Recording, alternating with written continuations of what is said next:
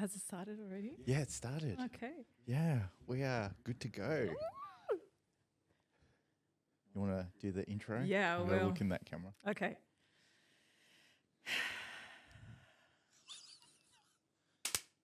Welcome, everybody, to the Unbuttoned podcast. I am your host today, Paula Cortez, and I'm so excited for the first time on his very own podcast to have Andrew Felix. Holy shit!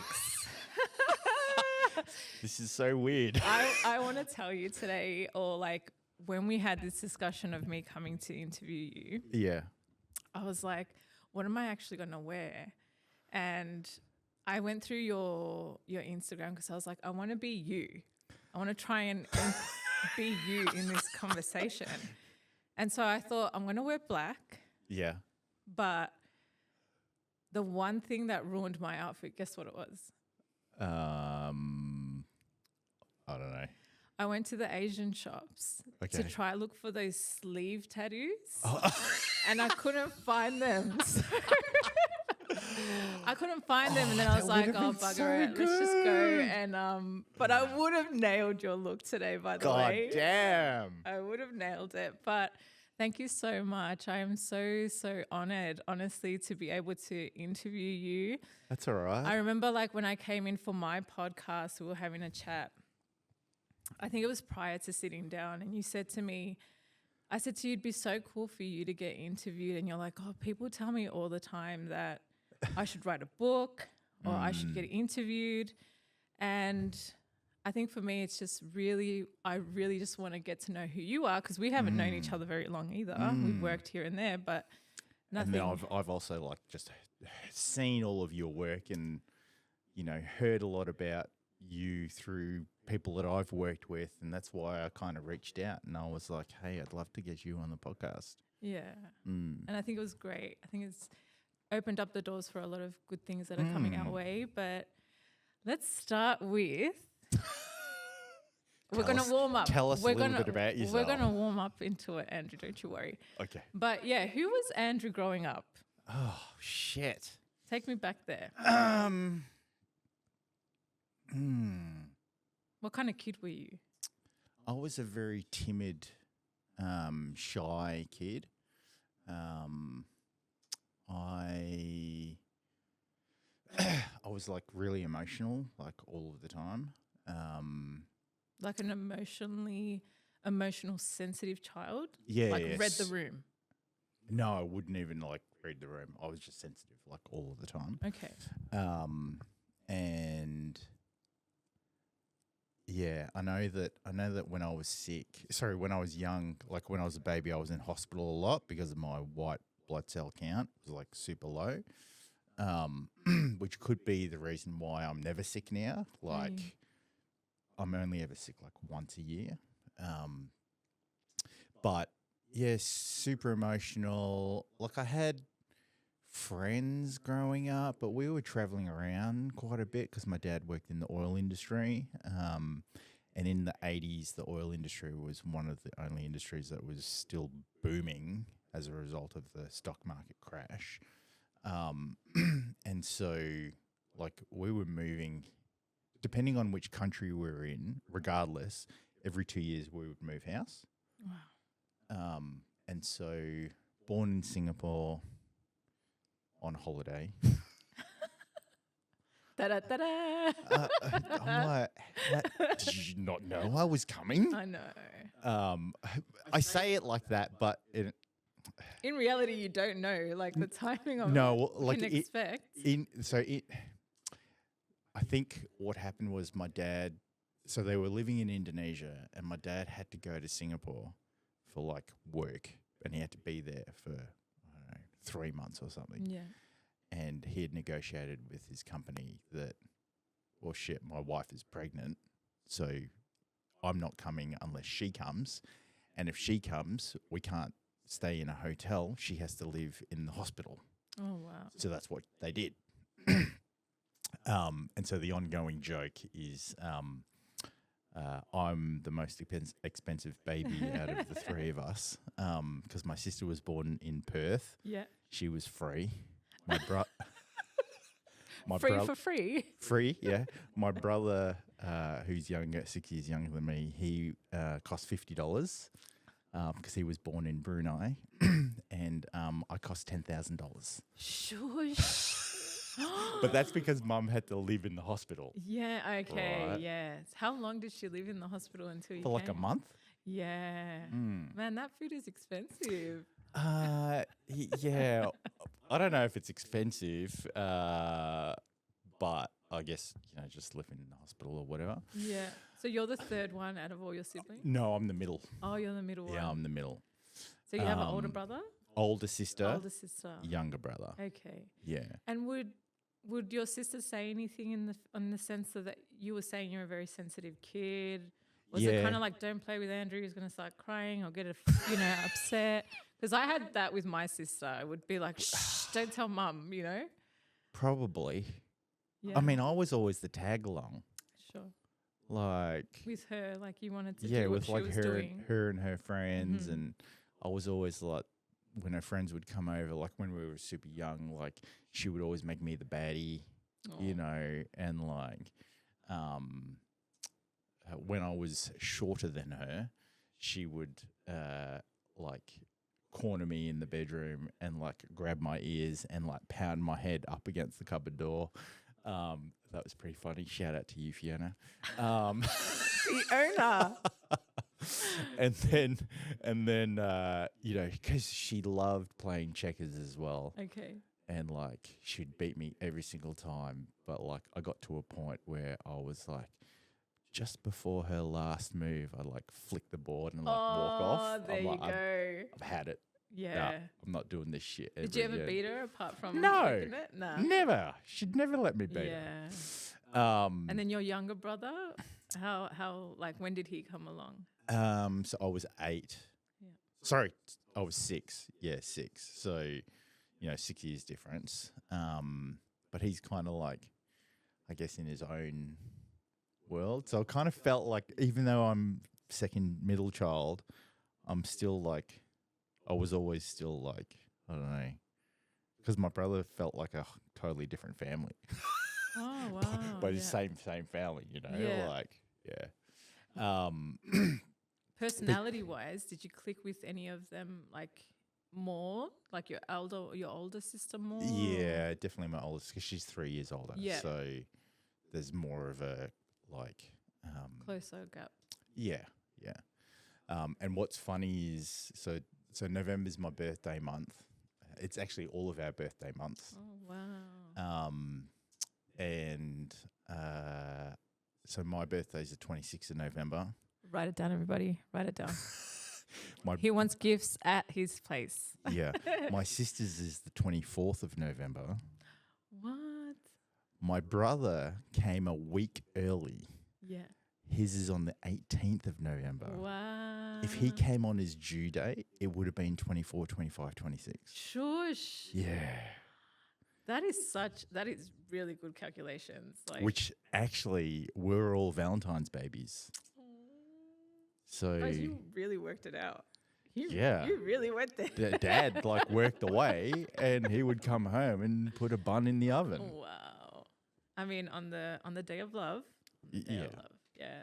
Wow. But yeah, so growing up, I was like sensitive and like I wanted to, I guess, like fit in, but I didn't really know like where or how, and like it was. Did you live in Singapore for a really long time growing up, or was it still like 2 years and then 2 years somewhere else? Oh, so born in Singapore, and then we moved. Then they just went straight back to Indonesia. So we were in Indonesia for 2 years. Yep.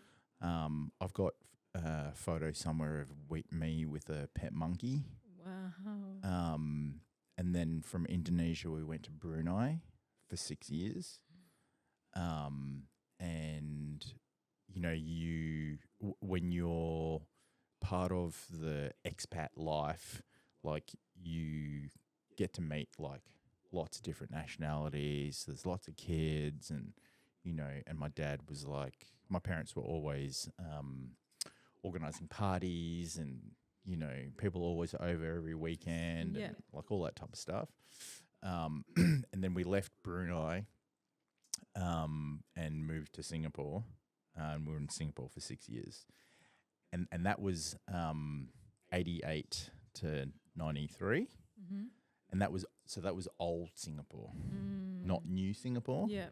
So old Singapore, the tallest building was 24 stories. Okay. And that was a Pan Pacific hotel. And I went to school with the daughter of the general manager of the Pan Pacific. Wow. Yeah, Christina. But also, like, growing up, I guess it's an awkward stage as well. Like, you're trying to figure yourself out. It's hard doing that in one place. Imagine doing that in so many places. And there was probably moments where you felt like, okay, I feel like I'm good here. And then you'd have to move. Yep. You know? And so, like, We'll just bring that microphone right down. Yeah, Sorry. like right down here and bring it closer. Yeah, I'm that's learning, it. guys. Yeah, that's it. All the things that I don't know about. You're going to hear me laughing like really loud in this. So That's all right. That's what it's all about. Yeah. So, To your point, like that piece around like working yourself out, when you're growing up and moving around so often, you don't even realize, you don't even know that you're working yourself out. And when you're an adolescent and your body's changing, like not only are you having to deal with external changes, like not having one set group of friends, we were always saying goodbye to people and saying hello to new people. wow, that's so much. You know, like so often. So it was always like, you So know. it became your normality. Yeah, really. it just became normality, right? And then dealing with like your body changes. Like I was 6 foot at age 12. Wow. Yeah.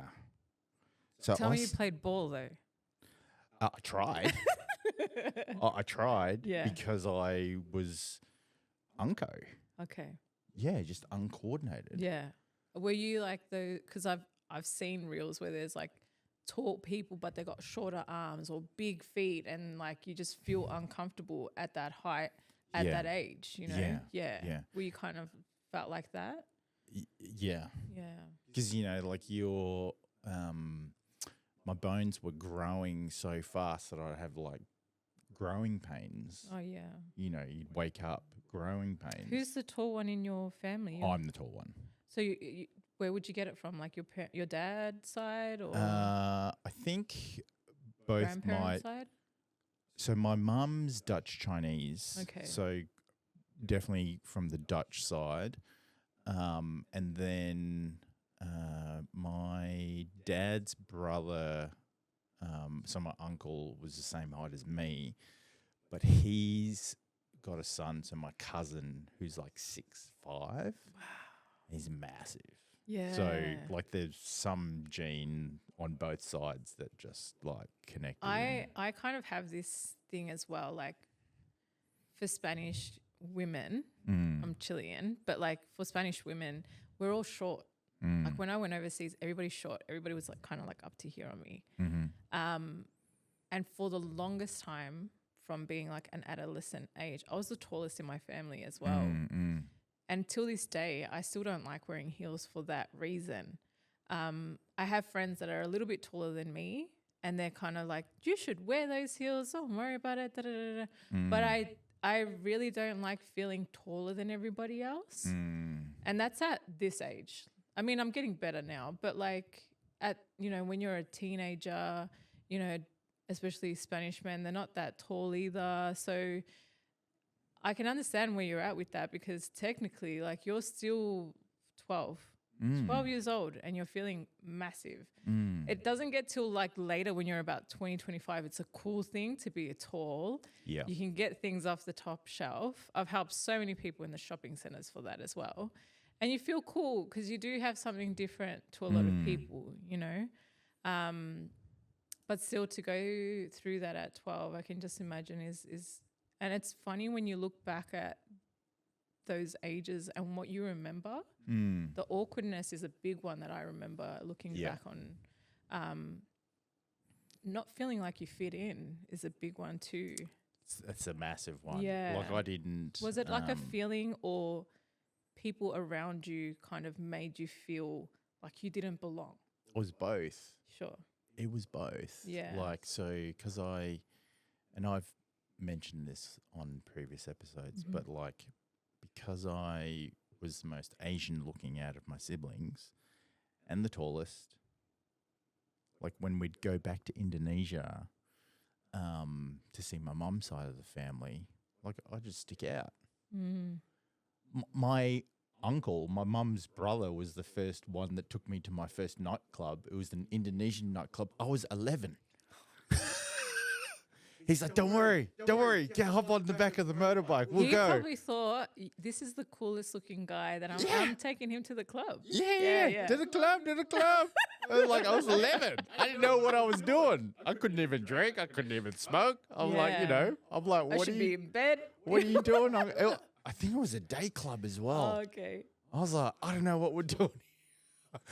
And then so stuck out there, and then you living in Singapore, you have your like international friends or your like expat friends, but like you're not a Singapore citizen, so you're not. You feel like you don't belong anywhere. You're constantly having to move. Yeah. And then we would come back to Australia, to Perth, because that's where my dad was from. Yeah.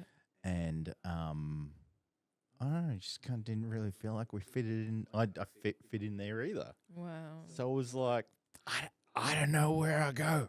So at what age did you think, okay, I'm good to move now, and I'm good to make a home somewhere? Or feel like home? I always felt like home was just wherever I put my head on the pillow. Sure. Like, if I was sleeping at a mate's house, that's my home. Yeah, nice. If I was like at my mum's house, that was my home. Would you say that home is where you feel safest? Like, if your environment at that time, if you're at your mate's place and it just feels safe, that feels like home. Yeah. Yeah? Yeah. Yeah, I get that. Yeah. But yeah, and then when we moved to Perth, I fucking hated it. I hear Perth is a very different place as well. Yeah. I mean, look, that was like 93. Yeah. 93, 94. And again, so this is an example of how different I looked, right? Okay. So first day of school. Yeah. Was it a uniform school or no? Yeah, it was a uniform school. Yeah. Public though. Yeah. My first class was technical drawing because I wanted to be an architect. Oof, love technical drawings. And I walked in. Everybody was already there. Walked in because, you have to go to the front desk and register or whatever. Like, stupid. Yeah, it's so Time fucking waster. Yeah, it's a waste of my time, man. But, they try to do like the induction. I know. I think so. School back then was so different though. Yeah, I came in like second term. Okay. So everybody in the class, one had already had a term done, and everybody in the class knew each other from primary school. Okay. Right? So I walk in. So picture this, right? I'm 14. I'm 6 foot. I'm Asian looking, and I have an American accent. Wow. Because living in Singapore, you get an American accent. Mm-hmm. So I walk in, my shoulders are shrugged forward because I'm, like That's all. not very confident. Yeah. And one of the guys in the class is like, "Who the fuck are you? What the fuck are you doing here? Why don't you fucking go home?" Right? Yeah. Can we disclose what nationality that kid was? Oh, he's Australian. Yeah. And one of the guys up the back, he was like, fucking leave him alone. Come sit over here, mate. And his name was Shane. Okay. Shout out to Shane. He became a really good mate, right? So we finished the class, and like at recess, Shane's like, oh, why don't you come, like, just hang out with us, da-da-da. Turns out the guy that abused me was in the group that he was in anyway. And I was like, great, this is fucking so shit. This is fucked. That was your first day. First day. Hang on, I haven't even finished the first day yet. God, okay. Lunchtime, I I decide that I'm going to go and try and find my sister. Now, so Fiona, even though she was 3 years older, technically when we moved to Perth, she should have been in year 12 in second term. But because she hadn't done first term, they were like, we're going to drop you back to year 11. Yeah. And you can't do year 11 unless you do year 10. So she had to drop back to year 10. Jesus. Yeah. And so I'm in year 9, she's in year 10. So lunchtime. So I go try to find her. She's sitting on the footy oval in a big circle of like girls. And I'm like, kind of crawl up. And I'm like pulling her fucking jumper, right? Yeah. She's not turning around. Oh, no.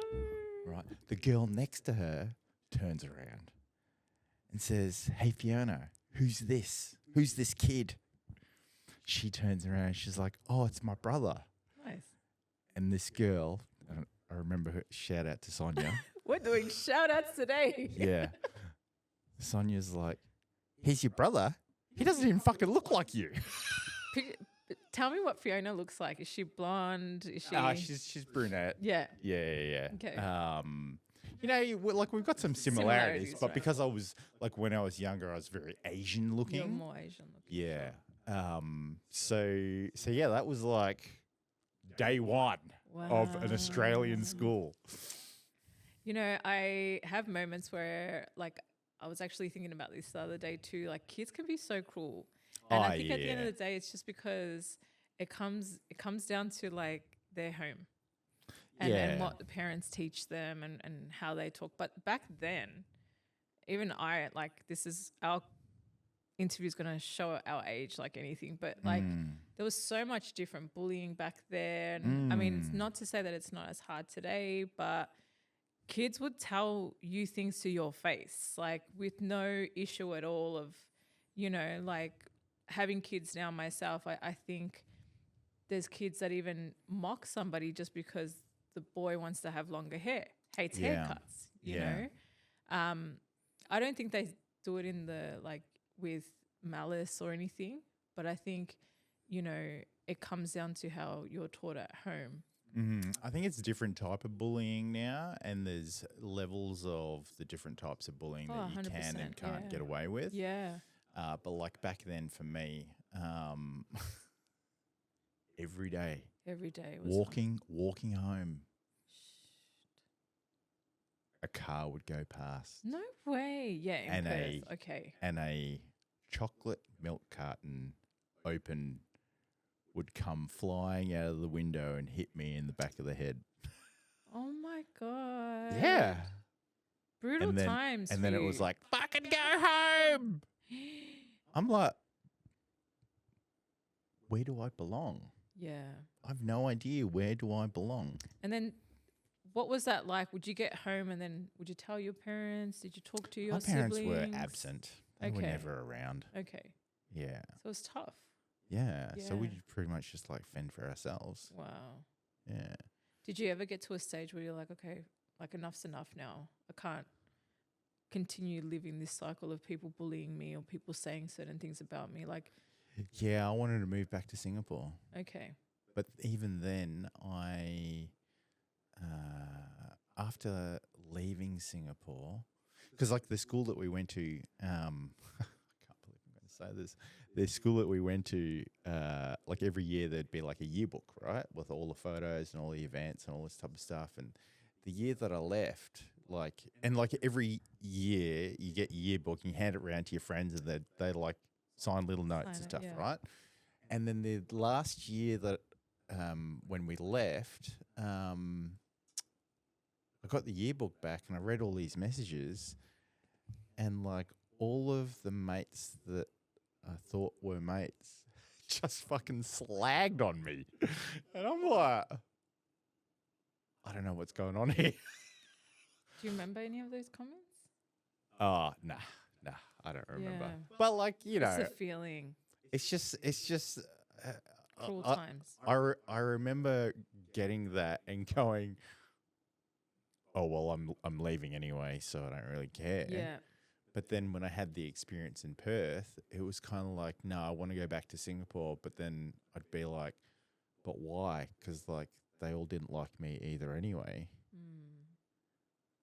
I don't know. Did you end up moving back to Singapore for a little bit? No. So you just stayed in Perth? Stayed in Perth. Got right into playing basketball. Nice. So like that just like took over my world. Yeah. Because people got it. People understood, like the group of people that you played basketball with. Yeah. And you were probably the cool one because you're tall as well. Yeah, and even to the point where, like, because my dad, we moved to, when we moved to Perth, he pretty much started working away again, like after 2 months after setting us up. And, like, I installed a basketball pole in our driveway at age 15. Wow, that's so by cool. myself. Yeah. And it was one of those, like, adjustable ones where you could, like, you know. Oh, they were big back then. Dunk and, like, all that type of stuff. Yeah. So all my mates would, like, come around, you know. And if my mum was home, she'd already have, like, all the Indonesian food, like, all prepared. And all my mates would, like, come over and, you know, they know that they would get a good feed. Yeah. You know. And Asian food's amazing. Yeah. So wholesome. So when you say like your mum was like non-existent, was it 'cause she was working at the same time or like just like for your needs she wasn't there? She was, how can I put it? Maybe just for our needs. Yeah. I'll just say it like that. Yeah. Yeah. And it's tough. It's tough growing up like that but I think now with all the things that you went through when you were younger, how do you look at that now and go, it has helped me in this way today? Oh, yeah, 100%. Like I look back now and I wouldn't change, or I'd probably change a few things, but I wouldn't change a lot of things because it's made me who I am and it's made me resilient and I can pretty much talk to anybody. Yeah. Which is why he has a podcast. And I can make friends with anybody. Yeah. And I can read people really well. Yeah, actually, I remember, again, when I was on your podcast, you were saying that you could see auras. Yeah. That's how you say it, yeah. Aura. Yeah, people. auras, yeah. Do you remember having that at a young age? Yeah, I do. Wow. Yeah. And do you remember the day? no, I don't remember the day, but I also, like, I think potentially that's why I was so emotional when I was younger, because I was absorbing this energy and I didn't know what it was or what to do with it, you know? And then even then, like that skill only really developed like 14 years ago. Yeah. That I was like, open to it. I can do this thing. Yeah. And I can see it and I can influence it and I can like use it to my advantage, you know. Have you ever come across like a bad aura and then kind of helped it? Oh yeah, absolutely. Yeah. Talk to me about that. So like when models would come for a shoot and I don't know, they've had like a bad day or something, right? Yeah. Like, I don't know, the dog died yesterday. I'd just be like, are you sure you want to do this? Yeah. Would you see a colour in particular? Yeah. Like it's a very orange, like very sad color. Mm-hmm. And like I see it in shapes as well. And like just through communication or like my body language or like things that I would react to, I can add more energy to their aura to then be able to lift it up and bring it out a little bit more. And so if you were to look at that person's like photo shoot set, you could see how her Energy changes. how the energy changes in the sequence of, poses or scenes because of the way that I'm communicating with her and I'm bringing a different energy level out. I think as creatives, it's amazing to have a skill like that. I think most of us, I'd say, come from like an empath kind of background. Yeah. I think we always have to have that consideration of the model, of who we're working with, of creating a safe space, Yeah. making them feel comfortable. Because, like sometimes we get models that have never done a shoot before, have never been in front of a camera, don't know poses, and you've got to then create that space for them. Yeah. To be like, okay, I'm going to guide you through this. And it is a trust thing. That's exactly right. It's the primary role of a photographer is to one, be able to execute on the objective, and in order to execute on the objective of the theme of the shoot, you have to be able to control and manage the energy. And how do you control and manage the energy when someone has a completely opposing energy level? You have to create that. You've got to inject it. And it works the opposite way as well, in the sense that if someone's hyperactive, I'm like very calm. Yeah. Like you try to calm them down. Like you really try to like slow them down and like. I'm really trying to learn that. A lot of silences. Like you have to use silences because it control automatically slows everything down. When you... How do you feel when somebody comes in and they are like the hyperactive, they're the loud one, how do you feel first? Do you take a moment back and then kind of read the room and then go, okay, I need to speak softer. I need to take pauses.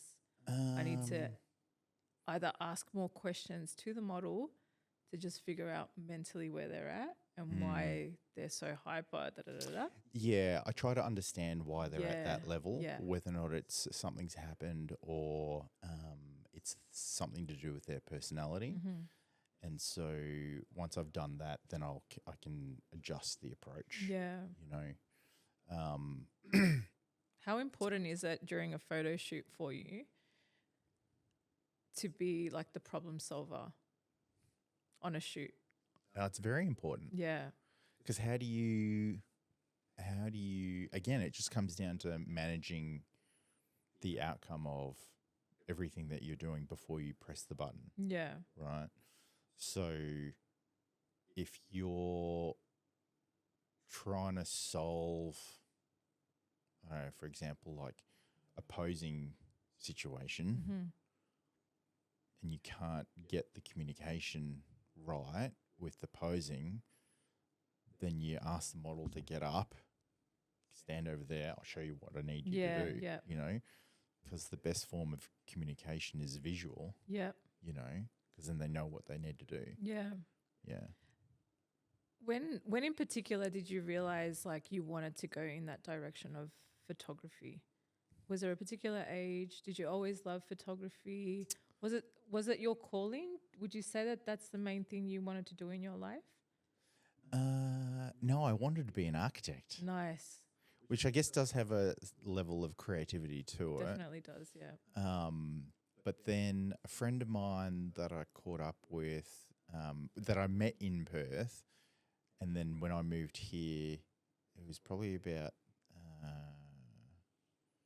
2 years ago we caught up, and she was like, "Oh my God, I can't believe you're a photographer now. Do you know that you were always saying that you wanted to be a photographer when we met in Perth?" And I was like, "Was I? Did I?"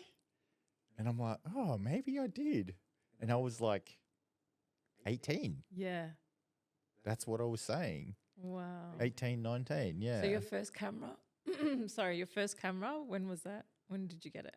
My first camera, I think it was a Sony. Yeah. Yeah, which is slightly weird because I only shoot Canon now. And how old were you when you got that camera? I think it was 17. Yeah. Yeah. What would you shoot back then? Just like random candid stuff. Candid stuff? Yeah, like I've got heaps of like actual hard copy photos. Yeah. And I'd like look through it and be like, what the fuck am I doing there? And I even had one of those cameras that took the panoramic Wow. photos. Nice, yeah. And so these printouts are like this big, Yeah. you know? And I'm like, such a gimmick. And you would do like the darkroom stuff? Nah, Nah. I wouldn't do the darkroom Okay. stuff. No, I didn't do photography in school. So it came like after. Yeah. Was there anything in particular you saw and were like, actually, I might give that a go?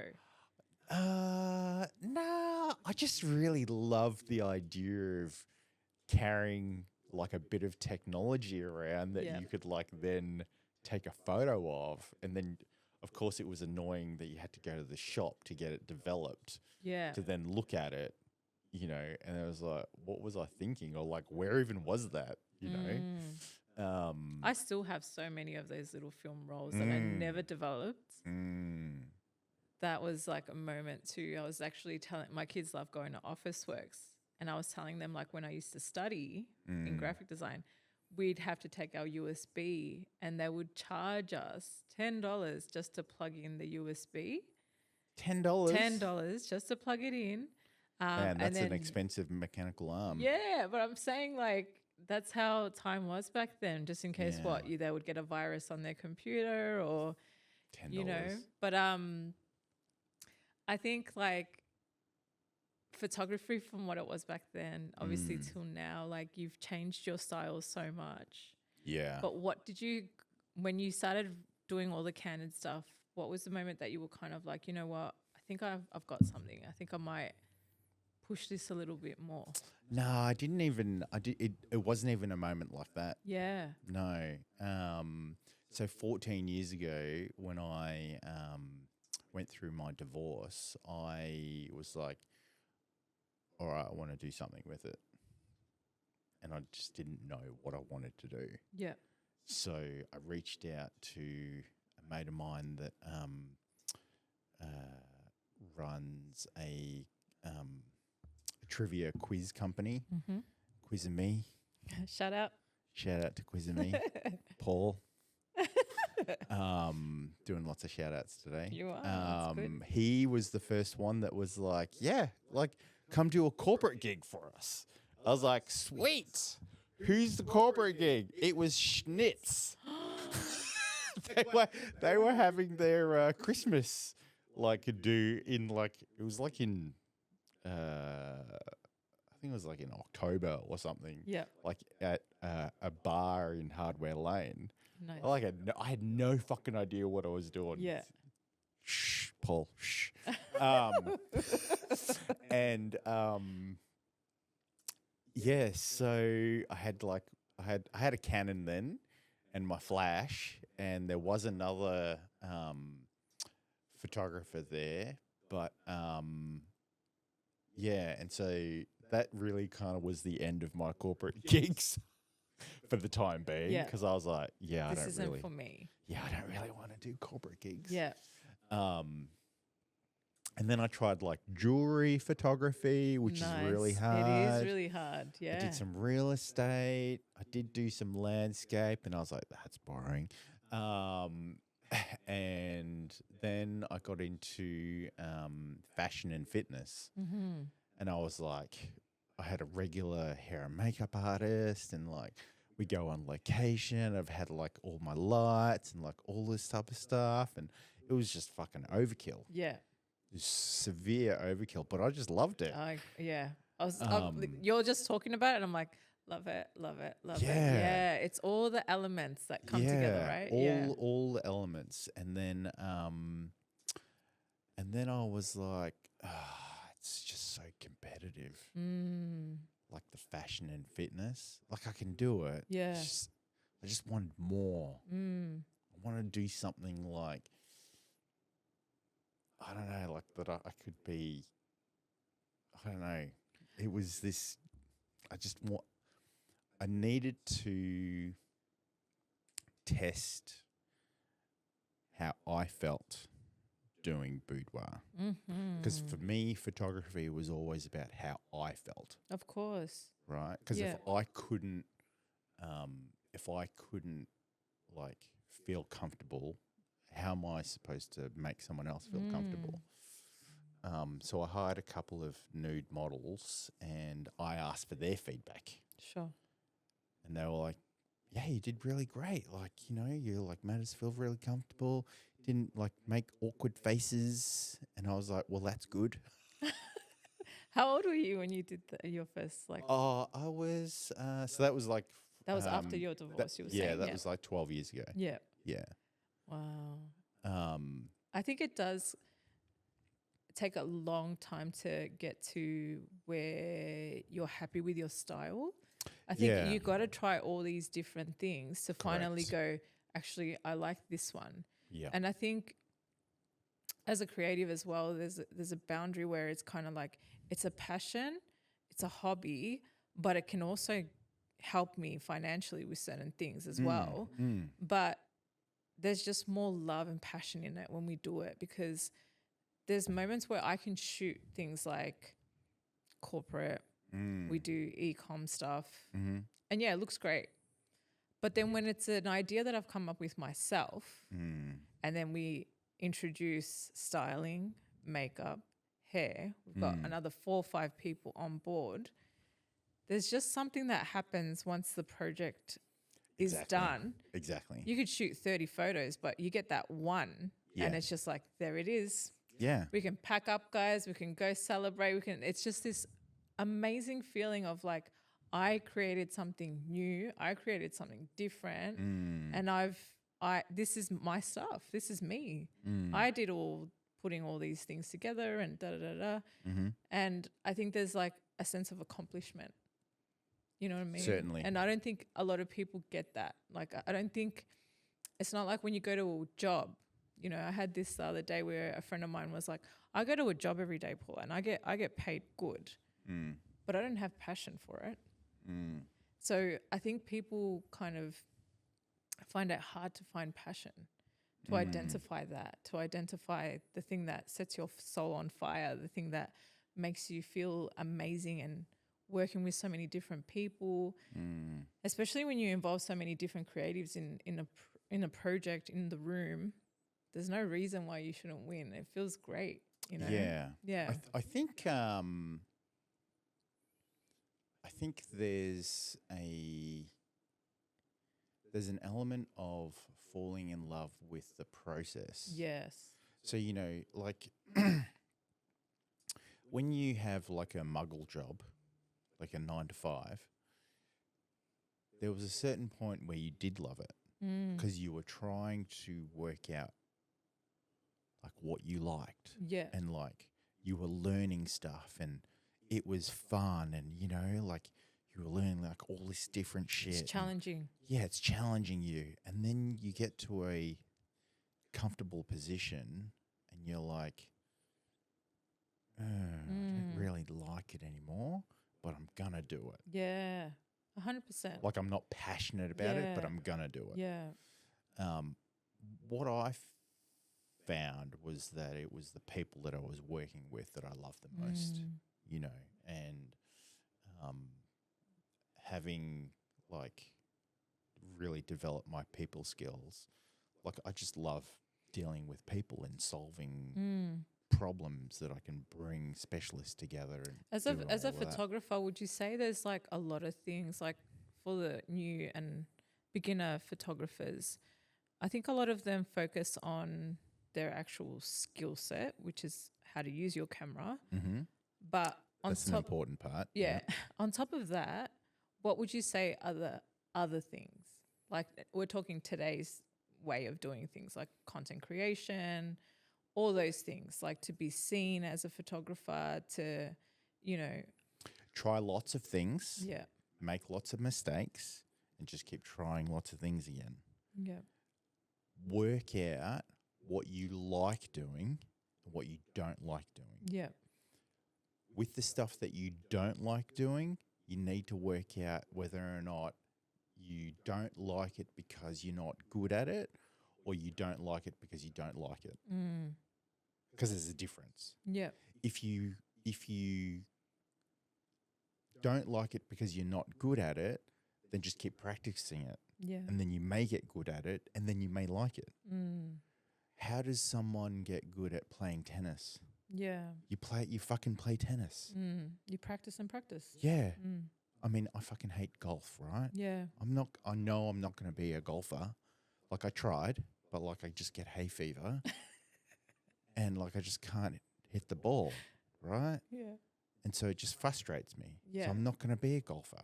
But if I did like it, I'd go play golf. Even though, you know, and there are plenty of like novice amateur golfers out there. They love the process of playing golf, even though they're shit. But also, like, say in the sense of becoming a photographer, you do all that. It comes down to like the research as well, right? Like researching different other photographers and what they are and what their styling is. And then the other part is dealing with models, good, bad, ugly situations. But you may not be a photographer that deals with models. True. Like model photography is a whole other kettle of fish. Yeah. You may be like a real estate photographer, Sure. or you may be a car photographer, you know. So that's what I mean by try lots of different things, which is what I did. And I fell into model photography because I worked out that it played into my personality. Yeah. Of interacting with people. Of interacting. Like I even did like family portraits, right? Yeah. And I was like, fuck that. That's really tough. I'm like, I ain't fucking dealing with other people's kids Yeah. or pets, Yeah. right? Like I want to deal with adults Yeah. because we can actually communicate, you know, and like get shit done, right? Talk to me about when you get a model and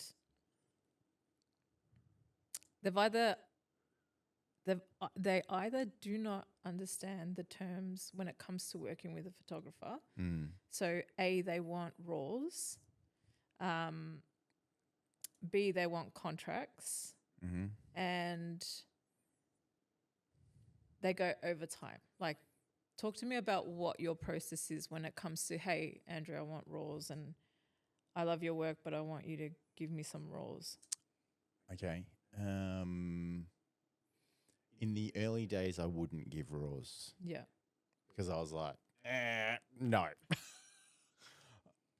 Like, I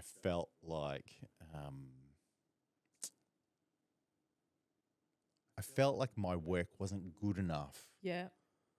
and it would do me an injustice. This may be highly controversial. But if you want raws, I don't care. Yeah. Because you know why? Because my photos are that good. Unless, of course, you've got like a burn mark across your butt that needs editing. Like, Oh, yeah. No, you I've know, seen photographers that yeah. absolutely kill it with lighting, that have everything on point. Like, Yeah, like if everything's on it's- point, then yeah. your raws don't really matter. yeah, and you're you know? happy. You feel happy to give that out because Yeah.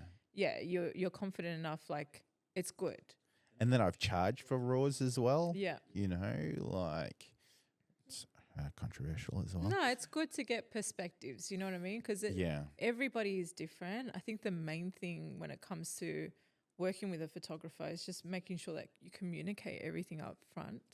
I think ultimately as a photographer, in the, I guess, timeline of experience, you just need to be comfortable and acknowledge where you are. Because as I said, like in the start, I didn't give raws. Okay. I'm like, no, you ain't. And I would like watermark everything and, you know, like there was no chance of anybody, you know, like That's true. ever posting anything, right? Yeah. I don't watermark shit now. Yeah.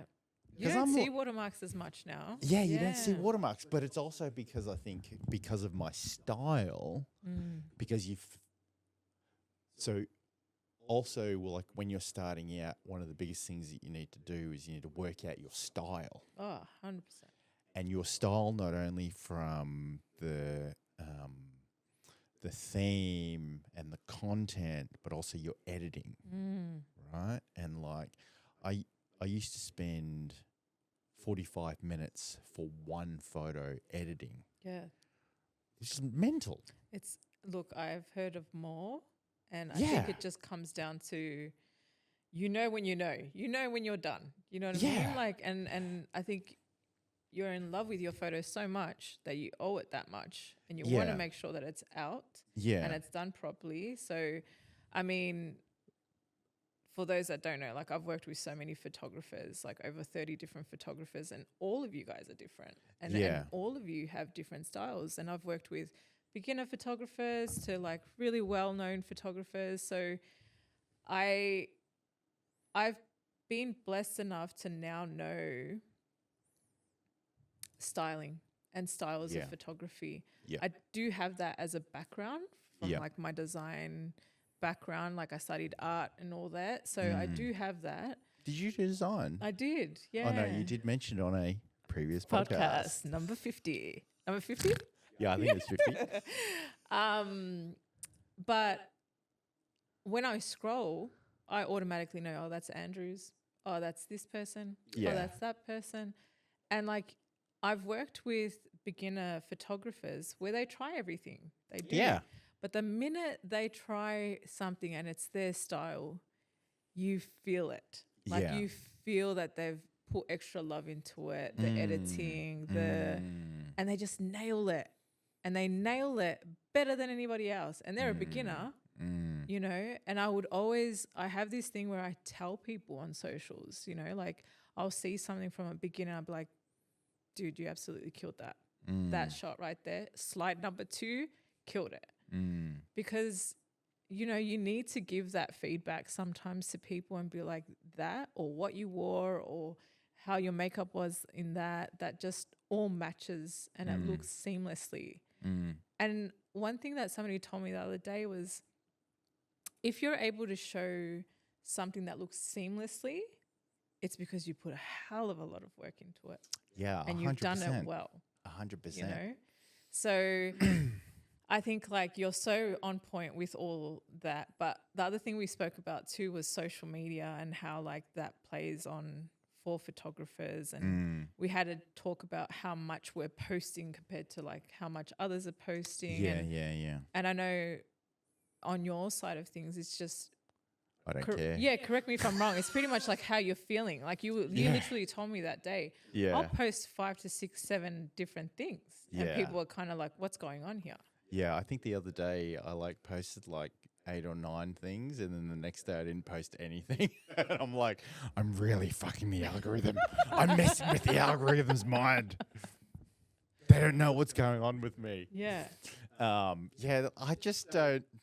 I don't know. But your people are your people at the end of the day, I feel like, on social media. I just don't care. Yeah. Which, I don't know, is that a good thing or a bad thing? Like I always, look, I'm very hard on myself. I know that. And I'm my own worst critic. But I have this battle where I'm like, I don't give a shit. Yeah, you do. No, I don't give a shit. Yeah, you do. You really care. How you going to get more work, fool? Nah, shut up. Yeah. You know, like that's what goes on in my head. What happens with me is I go through that stage of like, like I kind of hold like the post button for a bit, and I'm like, should I post that? Should I? Is the caption right? Yeah, is the song right? And then I'm always kind of like, I don't know if I should post that. And then, but I then think about the whole process. And if I don't Yeah. post it today, Yeah. I'm never going to have that feeling of wanting to post it later. Yeah, exactly. And I said to Rich on a previous podcast just recently, what's the main aim for social media? It's for your work to be out there as well. Yeah, but it's also attention, Yeah. right? Yeah. Attention is what you're trying to grab. How do you increase attention? Oh, yeah. By posting as much as you can. By frequency. Yeah. And so if you're only posting 2 posts a day or 1 post a day and someone else is posting 2 times a day, who's getting more attention? The 2 post a day guy. Yeah. Because he's got more content. Yeah. So this is the thing, like everybody is trying to fit in with the algorithm and try to work out what the algorithm is. You can train the algorithm. Have a look at your explore page and tell me what type of photos are on there. If you're the type of person who looks at origami reels all the time, I guarantee your explore page is going to be origami. If you're constantly liking photos of hot rod cars, guarantee your explore page is going to be hot rod cars. Yeah.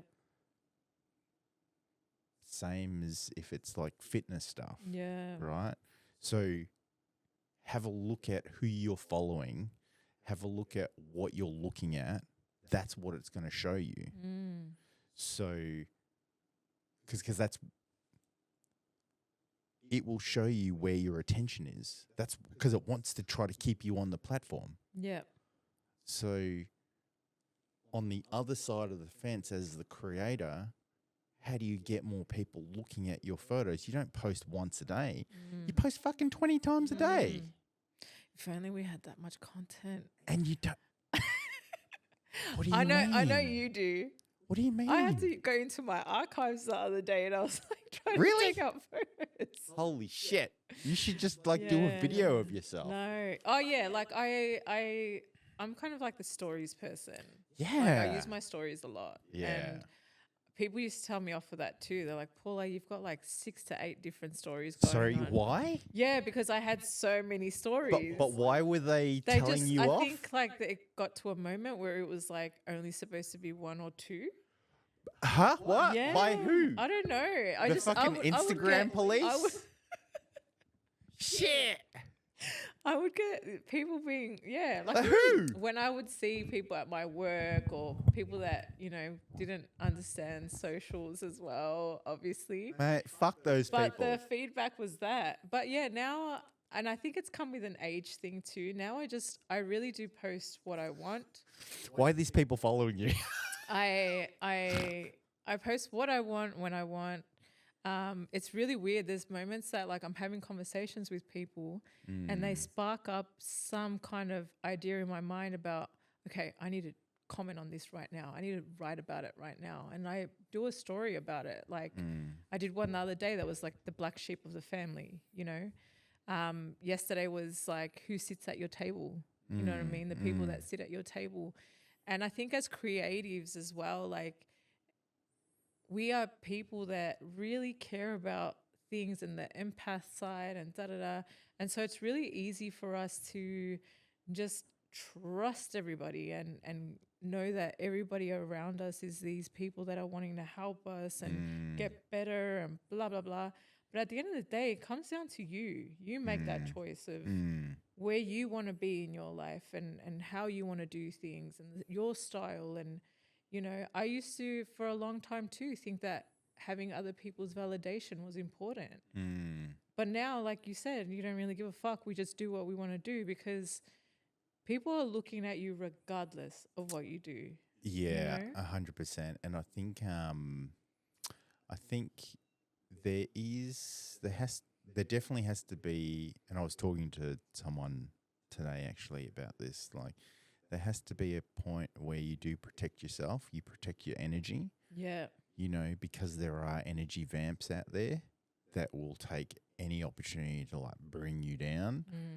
And like they don't have a right Can to we do discuss that. those people? Like when you say energy vamps, what do they kind of They like drain you. what descriptions are they? You know, tell What me. descriptions? Yeah, like what kind of feeling they give you? Because some people don't know, They especially like people that suck are, the life out of people you. that are coming into this kind of realm of They're like our mosquitoes, industry. Yeah, right? I feel And like they people that are way too friendly, people that are like, oh yeah, I can do that. Well, we should do this and we should do that, and they kind of like no. almost So overcrowd I you with wouldn't stuff. say that they're friendly. I Yeah. mean that they're almost Decepticons Okay. in the sense that the friendly, because you can have friendly people that actually aren't like energy vamps. Yeah. But the energy vamps who are friendly are ones that say that they're going to do something and then they don't. Right. I think in this sense, it's kind of like I'm a full person that only believes in actions. You can say whatever you like to me. You can tell me you're going to help me. We're going to do this together. We're going to, oh, your work's amazing and da da da da. But then I post my image and you don't like it. Or you get feedback about your fucking story. If anybody wants to give me feedback on my story, go right ahead. Because you know what? I don't care. I mean, that was a really long time Maybe I ago. should do a test. Yeah. I should like do a day where I do like 10 stories. Yeah. I think regardless, it's about getting attention anyway on those things. And when I was talking about energy, I went to an event recently, and I think social media has this idea of us that we're these people that are very outgoing, and like I run events and You are very outgoing. I am, but you'd be really surprised. Like I am this way with you because you create this energy for me. But Thank if you. I am in a space like the event I went to the other day with two of my close friends, we went and it was like a design event, and it was like in this kind of like car park area, loud music, red lights. I was Red there lights. I was there to support a friend of mine who had clothing. She was like a vendor there, and there was just so many people, just a lot of people, which was great for the event. But then like there's alcohol involved, and then like they're coming up to you, all creative people coming up to you really close, like, oh, so what kind of creative are you? And I just get into this shell. Like I get really kind of like, this is my energy, this is my space. Yeah. And it actually changes my whole mood. I think yeah, just being conscious of going to events like that and knowing the types of characters that you're going to get. Because I've been to lots of events like that, and I can work out where I need to go. But, you know, when you add alcohol, it drops people's like guards down. Yeah. And they can potentially become obnoxious, like unintentionally. Of course. You know, and then there's a barrier of like personal space that then gets invaded. It's not only that, it's just I feel like the energy was really off. And one of the things that I speak with my friend about, shout out to Neha from the Neha! One of the things that we speak about is like your senses, like how many things were going off in that room. Like it was loud, dark, red light, music, just drinks, smell, all the senses were a bit all over the place, you know? And I feel like that's one of the things that I really have to learn, because I'm a Librian, and that says like Librians can be really fun and they're laughing, da da da da da. But then they become this person. And they don't want to be there. They don't want, like, I can definitely switch depending on what the energy is in the room. So I feel like it's sometimes a superpower and sometimes it isn't, because sometimes it tells you, okay, this person is a bit, just keep an eye on them, just see how they move, see what they do. But in another sense, you're this amazingly happy, outgoing, you feel comfortable. So I think for me, energy doesn't lie. I feel like when you're an intuitive person, That's exactly the same conversation I had today with Yeah. that exact same person. I'm like, it's all about energy. it really and, is. and And I energy doesn't think, lie. and I think when you've been alone as well, when you spend that alone time, when you do self-love work and you do all that, you're kind of more open to reading the energy and being like, okay, I don't want to be in this space, and nor do I need to be in this space. I think um, everything has energy. Mm. Everything stores energy. Mm. Even the words that we use have energy. Mm. Because, like, how am I producing this audio tone out of my mouth without actually having some sort of, energy being expelled, right? Yeah. And so that's why I don't like yelling. Like, I will if I have to, like at work or whatever, like during a workshop or something. But like having an argument and yelling, there's just no point Mm. because it just does so much bad stuff, Yeah. not only, to the situation, but also to the energy transfer that's occurring. Mm. Like if you don't have anything nice to say, don't say anything at all, Mm. right? So when it comes to things like that, I guess like as a photographer too, have you experienced like anything bad or something bad being said about you, or there's those Facebook pages as well. Like, has there ever been a situation that's a negative one happened in your field? Look, I had like multiple people show up for a shoot that I didn't know that they were coming. I was like, I just like tried to roll with it, and I felt like I was definitely being taken advantage of, being such a nice guy and being a nice photographer, that I was just like, yeah, I just need to like wrap this up like real quick. Wow. So they didn't communicate that there was. So you thought you were shooting one person. Yeah, and then 3 people showed up, and I was like, bro, what is going on? And I was like, that's fine. Like, We're here now. Yeah, we're here now. Like, I'm not doing anything anyway. Yeah. So, and then there were.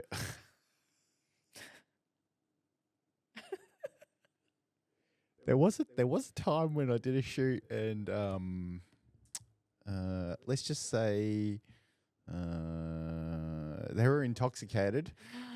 Oh gosh. A model. Or just like it wasn't a Yeah. model. It was a model. Yeah, and it actually there was 2 times that happened, but anyway, this one time, yeah. So actually, sorry, no, there's another. Sorry, There's 3 of these stories, I think. I'm not editing the shit out of this. No, there was one time someone came and they were like, so we had it scheduled time, and then like a half an hour went past the scheduled time, and then I messaged and they're like, oh, really sorry, had to like stop at the petrol station to get some water or something. I was like, okay, all good. Like, how much longer? Oh, half an hour. Oh, okay, cool. 2 hours go past. And you're just waiting in the studio? Oh, yeah, and like, and then, they just like I had a chiropractor appointment to go to. Yeah. So I'm like, I'm going to, I get ready to go to my chiro, and I leave, and they rock up, and they're like, oh, my phone broke, so I had to go to Chadstone to buy a new one. I'm like, okay. Well, I'm going to my chiro appointment, so if you want to come back in an hour. Yeah. She came back like an hour and a half later, and went to the toilet every 5 minutes and flushed the toilet 7 times every time. And I'm like, I don't know what's going on here. like, this is just totally bizarre. This is like weird. Yeah. And I just couldn't work out. I just couldn't work it out. I'm like, It's just not working for you. I'm pretty sure all of my communication was pretty clear. There was no instance where there was like What kind of shoot was it? it was a boudoir Yeah, shoot. yeah. But it was just it was just so strange. And then that first story with that intoxicated model, she ended up coming back for like 3 more shoots afterwards, and she actually became a really good client. Was she intoxicated the other times after that? No, she wasn't. Oh, okay. Yeah. And then there was this other one that was intoxicated. I feel like it's so. Let's just say it's- under the influence. Yeah, She was, it's so tough. Like when you're a model, and again, it's just because I've done a bit of modeling as well. The Yeah. things that go on in your mind. Yeah. Plus, I think they automatically think, oh, I'll have a shot or two, and it will help me to feel more relaxed. yeah. And like that's why sometimes, like when you go to these, massive photo shoot things, people always offer like a champagne or, I've been at shoots like that where they've had 2, 3 just to relax themselves. Not at mine. No, at mine, no. I've used, even though there's a champagne bottle in the shot, Yeah. it's sparkling water. Yeah. Or I've done shoots with a what looks like a whiskey decanter, but it's actually apple juice. Oh. I mean, that's sick. That's so good. Like, I'm like, yeah. No, I get it. there's tricks. There's There things that is. you can do. I think it's more like from the model's side, like where they kind of go through the whole, like, I feel nervous. What can I do? And I to all of totally that. But understand it. I'd feel there's certain things that I'm okay with. And I think like if somebody comes in intoxicated, it feels disrespectful to me because the person hasn't taken my time seriously, me being here, and it's just like a sense of disrespect, like respect that I'm here wanting to create something with you and you've come this way. You know what I mean? 100%. Yeah. 100%. It's but then I also like I get what you were saying before, like do they just have like a shot to like calm their nerves or whatever, or like there's stuff going on in other parts of their life that they're just not dealing with. Yeah. Like you just have to I guess so for me I like to be as structured as I can before the shoot. 100, yeah. Everything. Same. Like I even I got a contract lawyer to look through my contracts so that they're all legit for Australian law, and have all the stuff on my website, and you can Pixie Set, you can set up your contracts so that they can be electronically signed. Nice. And that they're PDF'd afterwards and like all that type of stuff, right? So much on you guys, yeah. So streamline everything. So everything is seamless so that people can just do it on their phone, right? Mm-hmm. But then on the day of the shoot, you have to be flexible. You have to like be a chameleon, and sometimes everything that you had planned ain't going to go according to plan. Yeah, it goes out the window and you've got to do something. Don't get your knickers in a knot that things aren't going to go to plan. Just try to make magic anyway. Yeah. The artist is the person who can make magic out of anything. 100%. Couldn't agree more, yeah. And like just roll with it. And like I've had instances where like lingerie sets are broke or whatever, and you just have to like roll with it, Don't worry about it. Yeah. Forget it. I feel like not just unexperienced person, but a person that hasn't done their research and, a person that just hasn't done the research really. Hasn't done the planning. Hasn't done the planning, the research, but those things happen and they stress out. And I'm saying the F out. Like oh, this isn't working. We got to try something else. And even the model can get very worked up like that too. Mm. But you just got to be like, okay, that's fine. We'll just use your other outfit. Or Yeah. we can move it over here. You put a pillow on yourself. The lighting's going to hit you this way. It's not what we planned, but you're still going to get amazing I photos. wouldn't say that. I wouldn't say it's not what we planned.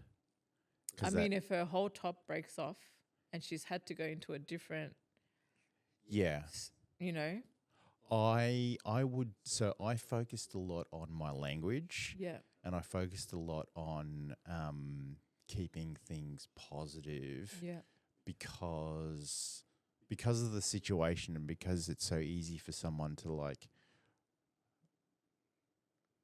a model, like say, be sitting there and they'd be like, oh my God, he just said that like it's not what we had planned.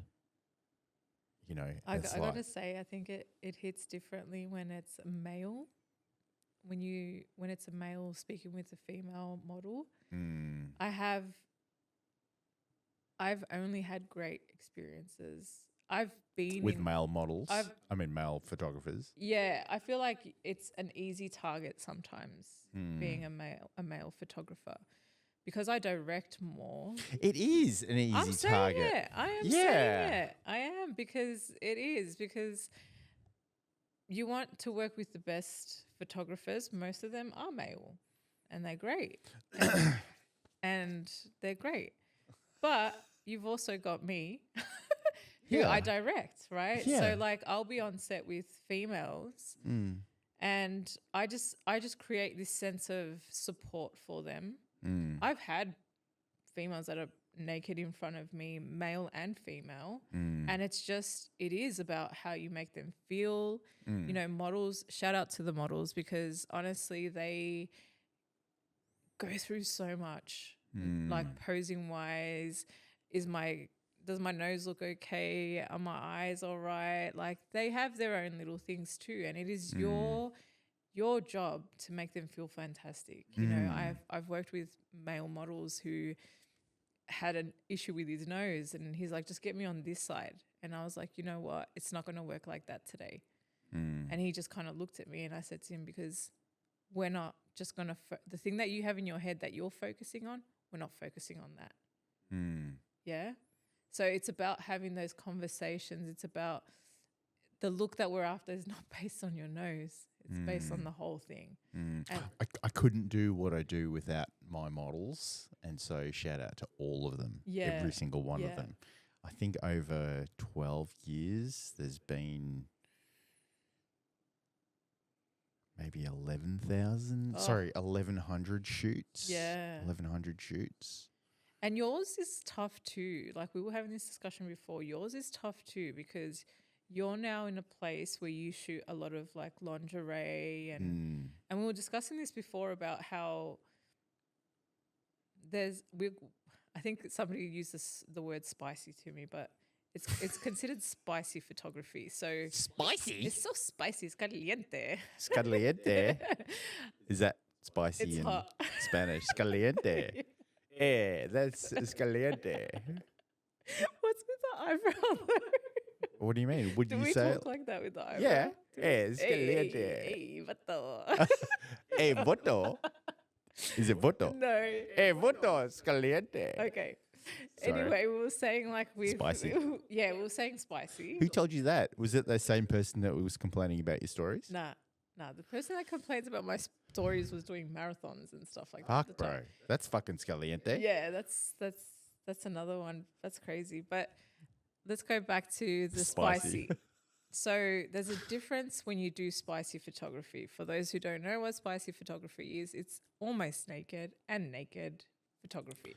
Yeah, there's different levels, right? Yeah, there's an artistry or more of like an art looking kind of nude where lighting is really implied. And then there's more like the hot stuff, which is like, again, not just lingerie, but latex, ropes, cuffs, all that stuff. So I was saying to you how like I love that stuff as well because for me, it's a challenge. It's storytelling. It is storytelling, but in a lot of my photography and what I gravitate towards, I can one day be shooting in the middle of the bush, in the middle of a pond, and there's my model in the water. Or the next day I'm shooting in the city on a rooftop, and then I'm doing a shoot where the chick's almost not wearing much. And I love the diversity of my work. I love how I'm able to capture different kind of styles. And I told you that there was one in particular where I had one of my models lick my other model on the face. Oh, yeah. And how you kind of navigate towards kind of asking for those things and making sure that you've spoken about, okay, this is this type of shoot. This is the planning process, right? We talk about this is the kind of shoot I'm aiming for. The vision is this. This is the feeling I want to give. And you may be asked to do A, B, and C, which is hug each other, hold each other's hair. You guys are going to be wet, da-da-da-da-da. Ideally, what you want to be doing is making sure that you're aiming that at the right model too, the model that kind of seems open to those ideas. And then on the day of asking for those particular things, it's also about, okay, so I'm kind of wanting one more shot, and this time it's this position. It's always kind of asking about the consent and da-da-da-da. Have you ever asked for consent and then they've kind of gone, oh, yeah, I don't like that, or it's not what I kind of wanted, or?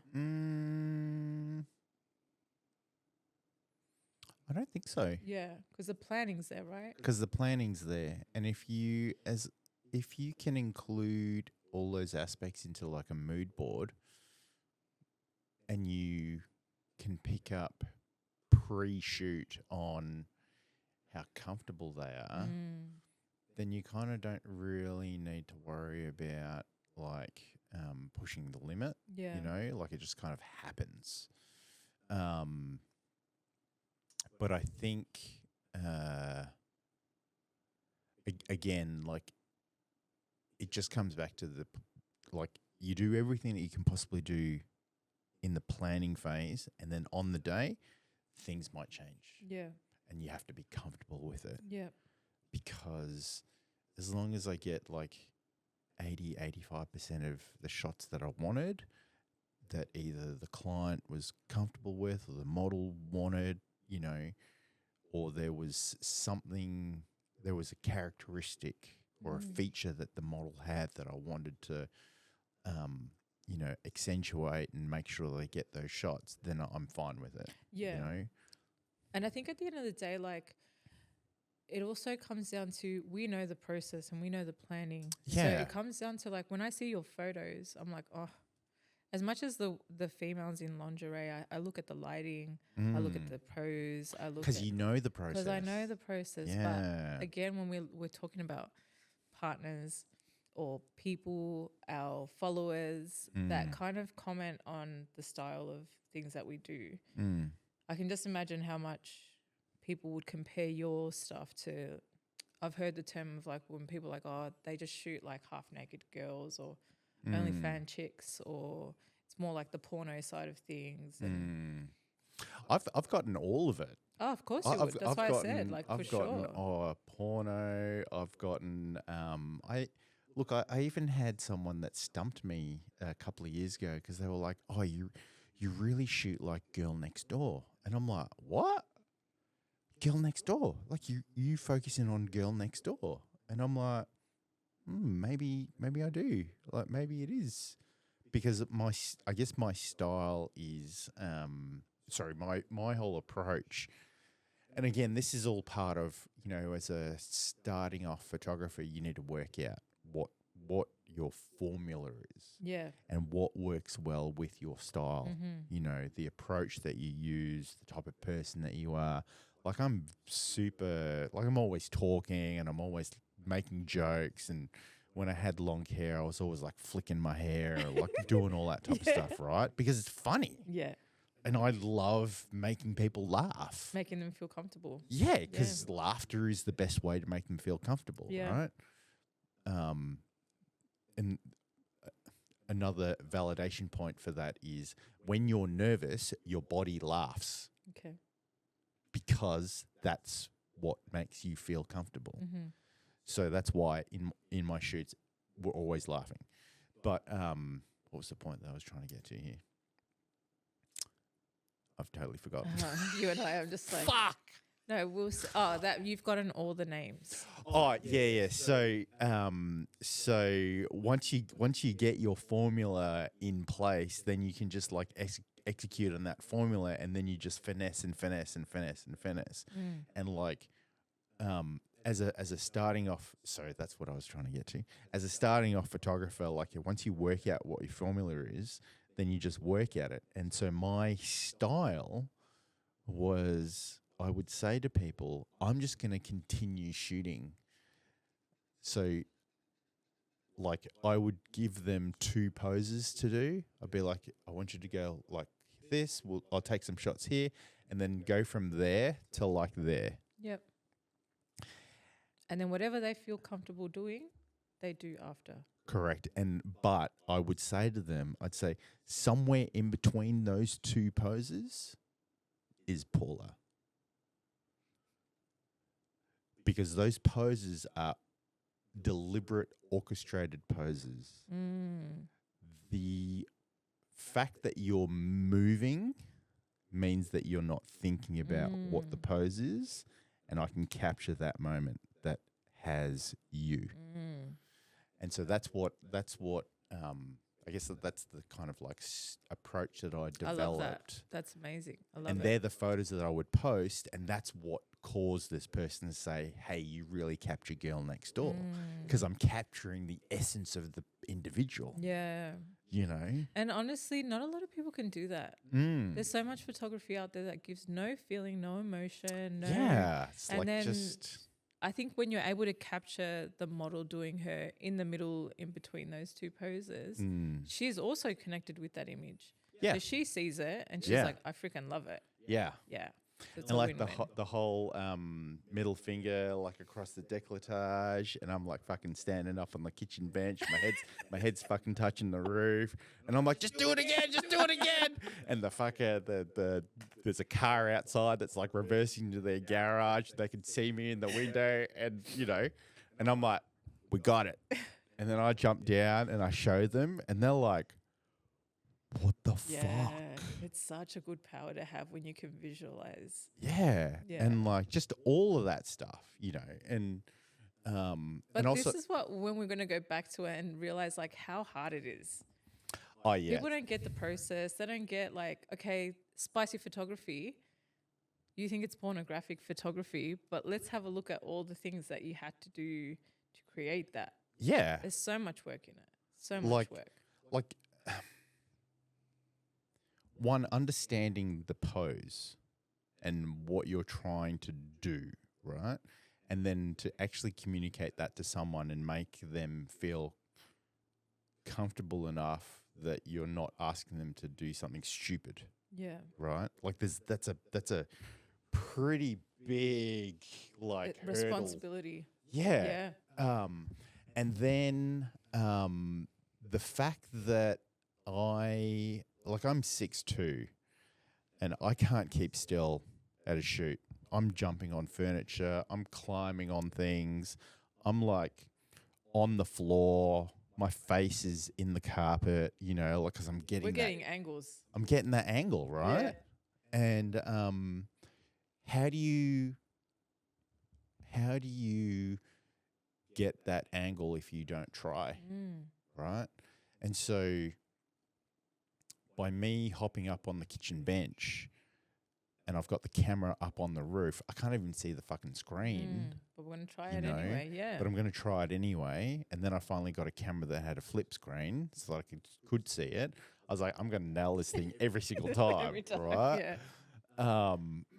And then, and then you throw in the joke about, the car's just like, reversing into the garage behind us. Just wave at the driver, and they don't have any clothes on. Oh, yeah. So the you first just time somebody did stand there naked in front of you, how was that? just a body. Did you feel like anything in particular? Did you feel Nah. like, okay, cool. Nah. I think we're all different. I Yeah. personally did. I did feel a bit kind of like, and I think it's my upbringing, and I think it's like it's kind of like you're not supposed to look that way. But 100%, I still kept it very professional, and it was a challenge for me. So, but something that I can deal with. I did a few after that, and it's fine now. Like, Yeah. so it's not with female, it's obviously with male that I felt a bit. For me, whenever I pick that camera up, it's like We own, baby. Elegante? It's elegante. Caliente. Oh, it's caliente. Fucking elegante. I'm not teaching you anymore. Scaliente. Escaliente. Scaliente. No. Like, as soon as I pick up that camera, it's like a fucking it's a Harry Potter invisible cloak over me, and I'm like in like photographer mode. Yeah. You know. Yeah. And I think it's important. It's important, like, when they're like that, just to maintain eye contact. Yeah. You know, and when you're not maintaining eye contact, like not like actually deliberately like not be looking at them or give them any like indication of an opportunity that you are looking at them, because they could be like, putting their clothes on or whatever, right? I also think it's great when like models come in and they do know that that's the kind of shoot that they're after. Yeah. But they'll say things like, now, if you need me to take this off or hold anything or, hold anything particular to my body. And I love when they come in and they just lay it all out, and they're like, makes you feel comfortable too. Yeah. In the sense of like, okay, cool. Thank you for like, putting that all out there. And then I know how comfortable you are. I know how to maneuver around you. It's a sign of professionalism. Yeah. Which again comes back to experience. How do you gain experience? You do stuff, you try stuff, and then you do it over again, and then you do it over again, and then you do it over again, and it's just like you get the reps in, right? How do you gain the knowledge of the industry? You gain the knowledge of the industry by doing the work and immersing yourself in the industry, and then connecting with people, 100%, and then having conversations, and then setting up a podcast, and then doing a podcast for someone else. Yeah, so let's get into that. So you do photography, and you've been doing that for how many years? 12. Yeah, and then you somehow in the middle of doing photography, you're like, you know what? I'll do a podcast. Did it start off? Because you started off interviewing? Yeah. Cool. So I wanted to do something different. And I had seen people doing interviews, so I was like, oh, I'll just give this a go. And then I thought, like, I wanted it to kind of be a little bit like a fashion week, like, or the Oscars type thing. Like, oh, tell us who you're wearing or whatever, right? Yeah. Look, I did get some feedback that potentially sometimes it was a little bit weird, because I'd have models just wearing lingerie. Yeah. Right? And I'm like a 6'2" long-haired guy asking someone who's petite anyway, whatever. But shout out to feedback, because sometimes we need it. Yeah. Sometimes you don't have to listen to it, though. Sometimes you don't have to listen to it, but I feel like sometimes feedback's good to know like what's Yeah. working, what isn't working, especially if it comes from a good source. Not just exactly. anyone. Exactly.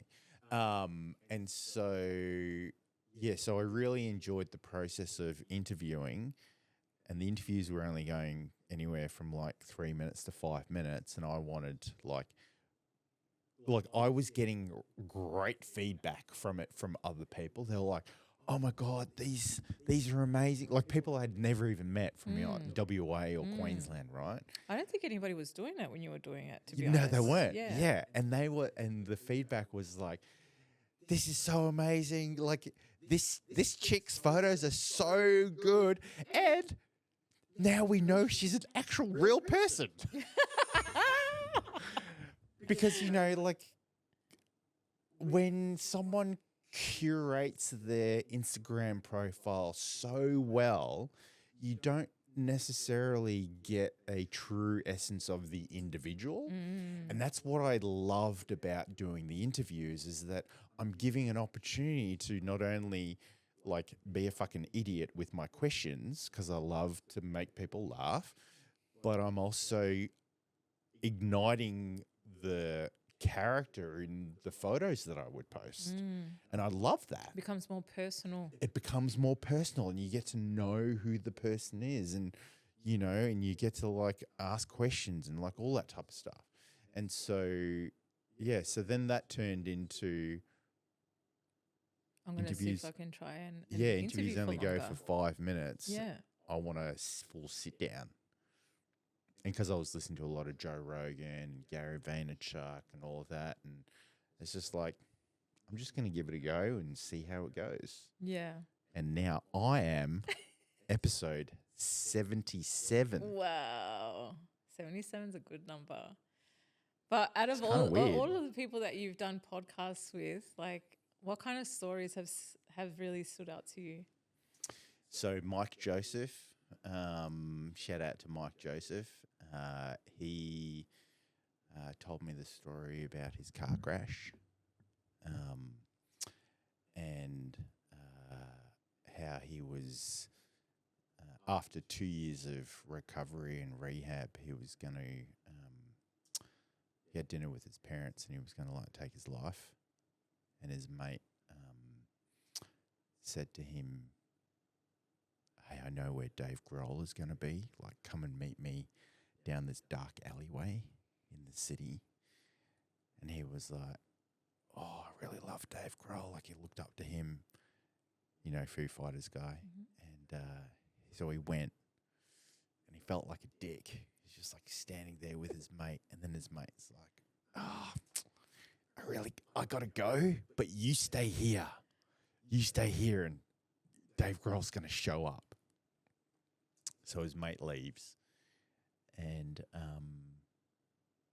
he's like just hanging around. In an having alley. Yeah, in an alleyway. I think it was might have been AC/DC Lane or somewhere, you know. Yeah.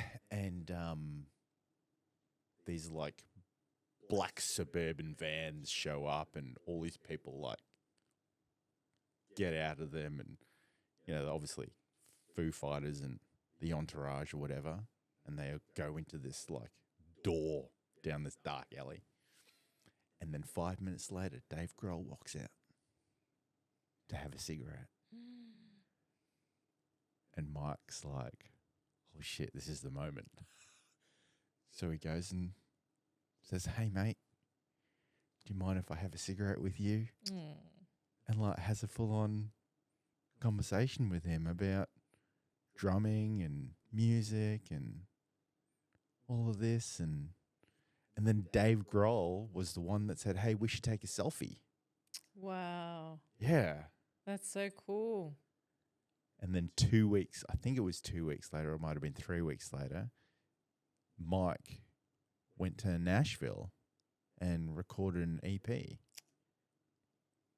it funny that... Do you have a faith? Do you believe in like a faith? Not really. Yeah. I've got a lot of Buddhist beliefs, but like Buddhism isn't a religion; it's a way of life, and I think it is the only religion or faith that is about the present. Yeah. Because everything is either about the past or the future. Yeah. It's not about the present. It's not about what we're going through right now. Yeah. Yeah. And like being kinder to people and like detachment from things, and you know, like all that type of stuff, and then reincarnation and stuff. So yeah. So at the beginning of the podcast, you were kind of talking about how you're a dad and your kids. And as a creative, or in your line of doing photography and things, becoming a dad, did that change a lot for you? Like, did you change as a person when you became a dad? Yeah. Yeah, I'd love Yeah, to I get your think you do. perspective on it. Yeah. Uh, I think because it's different for men. You just when you become a dad? yeah. Yeah. Well, obviously it is because our body doesn't change, Yeah. and now we have another life form that we have to look after Yeah. and be responsible for. You definitely take on more levels of responsibility and like accountability and ownership. Ownership like for your own actions, you Yeah. know, and everything that you do has a consequence or can have a consequence over like what's going on with them. Mm-hmm. So they end up like being your be all and end all, and they should, Mm-hmm. you know. But then when they grow older, So like how old are your 17 and 15, Yeah. yeah. But as they grow older, then they have their own minds and their own opinions and all of that, right? And they're two girls, right? Yeah, two girls. Yeah. But like when I was a younger parent, I was very what's the word? Like I was relaxed, but I was probably a little bit more structured. Okay. And then as I got older, I was like, I'm super relaxed. Okay. I'm like, you know what? I'm going to let you make this mistake and see how far you go. And if you realize you've made a mistake, then we're going to have a conversation as opposed to me saying, no, don't do that. Because you're going to do it anyway. Yeah. I think it's hard too because, like you were saying, like your parents were kind of absent here and there. And so, Yeah. you know, trying to be a parent, like there is no book to it. There's no book. There's no book. And There's plenty of advice, though. everybody's got advice. Yeah. Yeah. Even on your stories. Yeah. You know, like everybody has advice. And like when you're as a guy, when your partner or your wife is pregnant, everyone's like, oh, you need to get as much sleep as you can. Get as much sleep as you can now. Bro, you can't bank your sleep. What the fuck you talking about? You're going to be tired anyway. Yeah. And you know what was mine? Everybody kept talking about a glow. Like, oh, you're going to get the glow. You're going to get the glow. I was sick every day for 9 months. I had morning sickness every day. I remember crying in the shower. I was like, where's this glow? What are they talking about? Why is there no glow? I looked awful. It's the glow stick. I looked absolutely awful. It wasn't until I had my son first, but it wasn't until I had my daughter. And my daughter I think the glow just- comes with the daughters. It did. It really did. And I Fucking knew I was boys. having a girl straight away. Really? Yeah. I was like, It's like the female hormones. She made me want to eat salads and This tomatoes. goddamn testosterone. My son, the only thing I could hold down with him was Macca's, and I Wow. had Macca's in the morning, hamburger. Yeah, because and you then need the protein.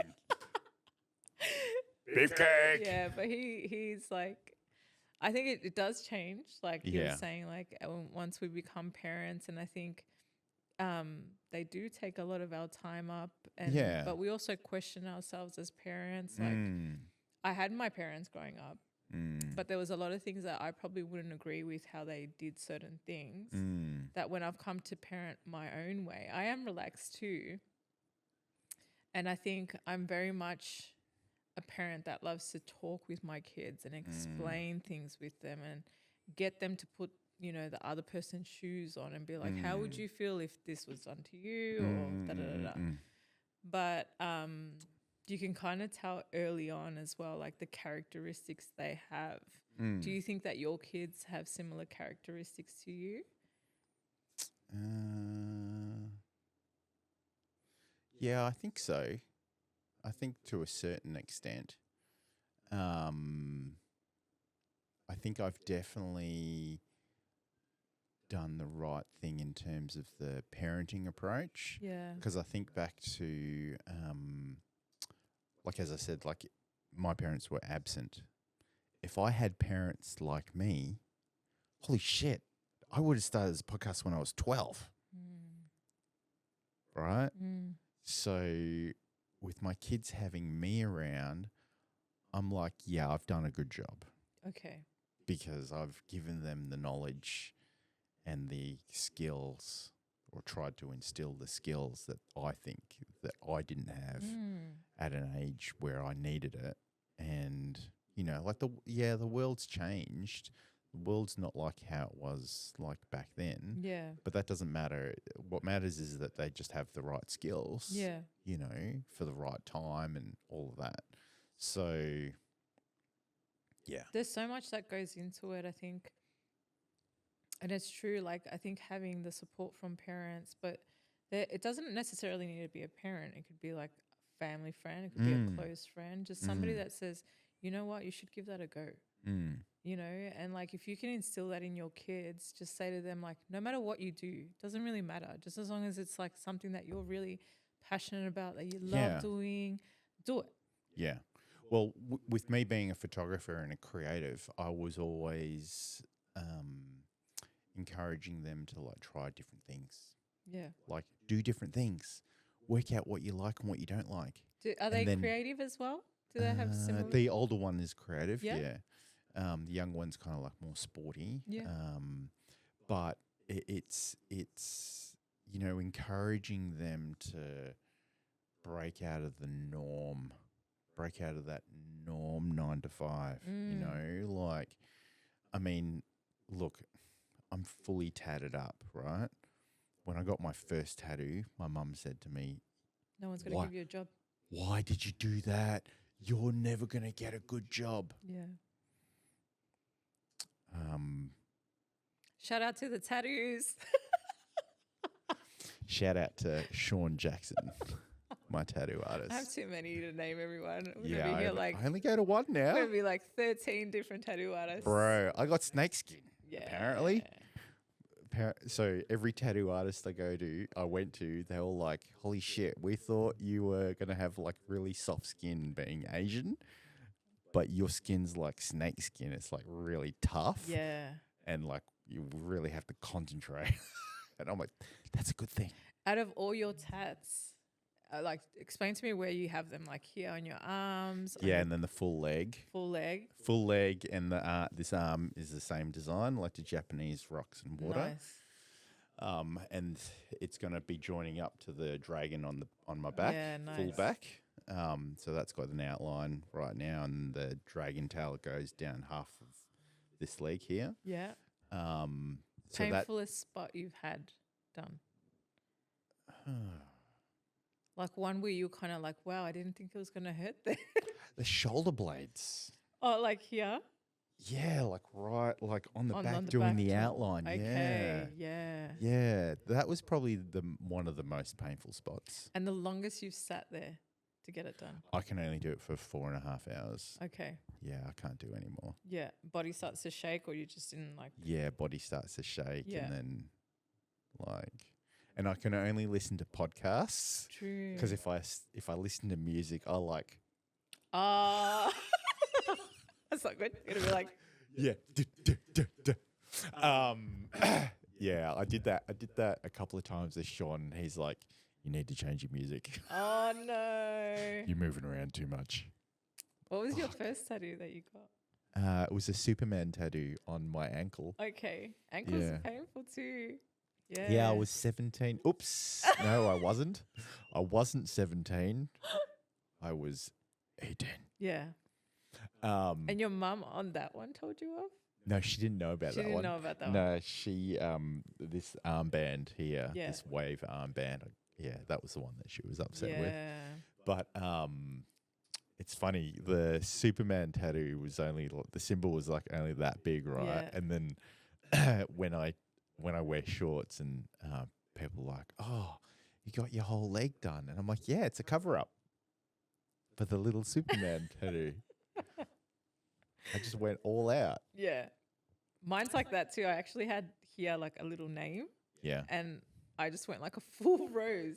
Yeah. But I got the same thing. This one's like one of my biggest ones compared to all my others. Well, the leg was 65 hours. It's really good though. Like if it looks like your arm one. Yeah. Yeah. Wow. Did you get them done here as well? Yeah. Yeah. Yeah. That's crazy. And then Hello, Larry. Yeah, and then I have a Sumatran tiger on my chest, which is for my grandmother from Sumatra. And then, and then I've got the tribal. So most of your tats, you would say, are like significant, have Yeah. meaning. Yeah. Yeah. Any more apart from you're getting your back? I'm getting my back, and then I'll get my ribs done. That design, and I'll get. I've got a little koi fish on my shin, so I need to get like a larger koi on my ribs. Yeah. Because then that's the final kind of like piece to the transformation story of the dragon. That's crazy. Yeah. Yeah. I love like all the Asian tattoos and the stories behind them. And what was I going to say? Larry's distracted me with His fur. his fur. But clearly, like, we're almost at the end of the year. What's something that you hope or that you've learnt from this year? From this year. Yeah. What have you learnt from this year? What's something you take with you?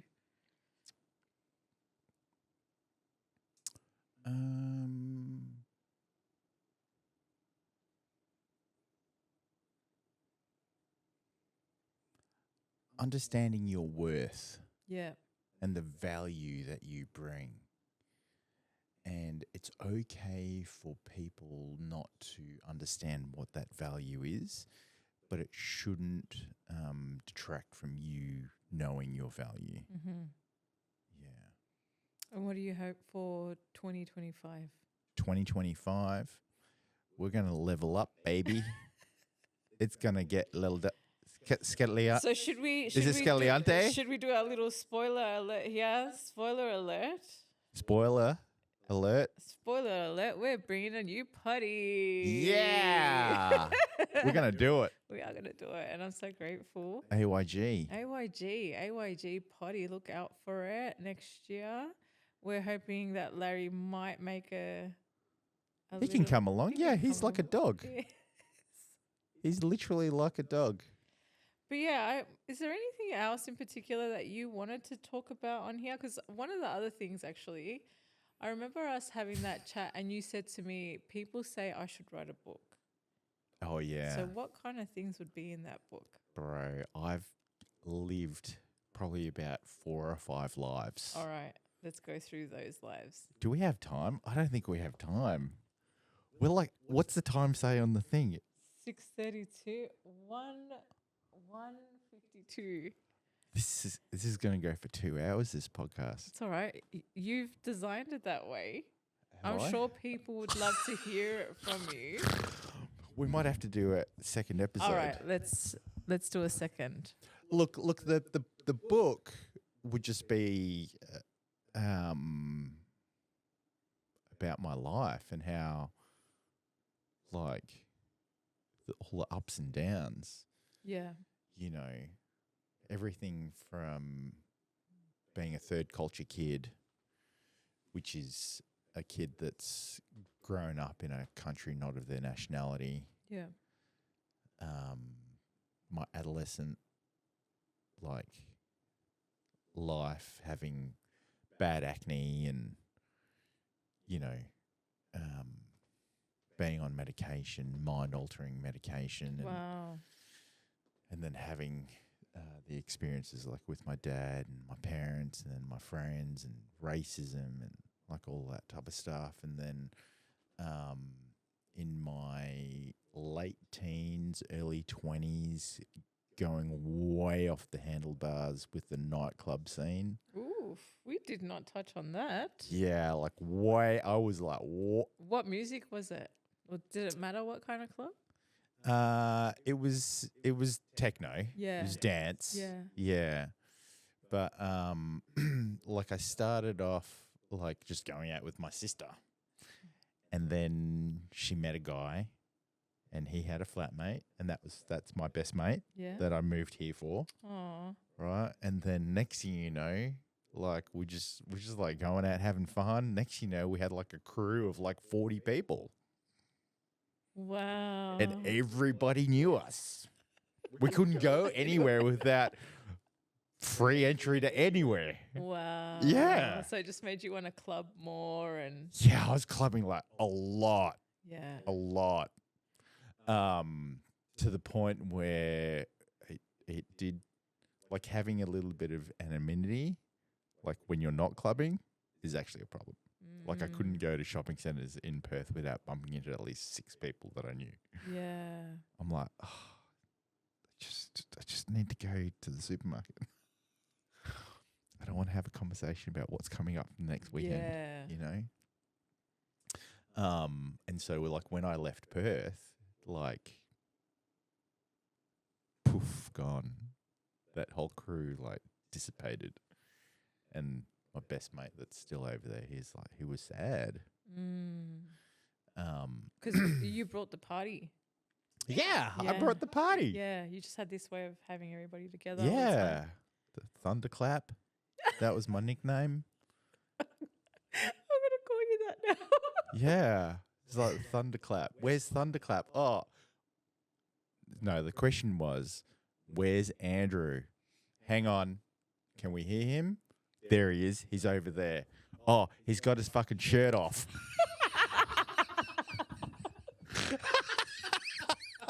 He's got his shirt off and he's on the fucking podium. Oh my god. Thunderclapping. Yeah, it's pretty funny. I can't imagine you like that. So not me now. Yeah, wow. But yeah, like I did that for like 2.5, 3 years. Yeah. What made you call it? You moving over? I was gonna kill myself. Yeah, I had to move. Yeah. And my mate Christian was like, "The girls are better over here. Get your ass over here." It took him 6 months. He called me every weekend. He like, "You need to come over here. You need to come over here. You need to come over here." And then I bit the bullet and I was like, "Okay, I'll come over." Came over with one suitcase. Wow. Yeah. Filled with Jordans. No, not filled with Jordans. One suitcase, and I caught the train. Wow. And I don't know why I caught the train. I think I caught the train because I was like, "Oh, I'll save some money," Yeah. right? But It you ends got to up being the same. eat on the train Yeah. for like 3 days. It's gonna cost the same. Why didn't I just fucking fly, right? But You packed no goodies for yourself? no, I didn't. I had no idea, bro. I was 21. I'm like, what the fuck? Yeah. Anyway, I do remember the day that I was like, "Hey, Mum, can you take me to the train station? I'm moving to Melbourne." She was like, "What? Yeah. What do you mean you're moving to Melbourne?" I'm like, "I fucking told you 2 weeks ago. I'm moving It's to Melbourne." happening. Yeah. Because I'd moved out 3 times beforehand, and I decided that the 4th time I was going to move out and make sure that I couldn't come back. And Christian said to me, "Move to Melbourne. Yeah. You can sleep on my couch." Yeah. And I hadn't seen the east coast of Australia. So I was like, okay, I'm going to do that. So this is 2001, right? So I was like, "Take me to the train station." She's like, "What? What are you doing?" You know, Asian. Asian, Indonesian woman.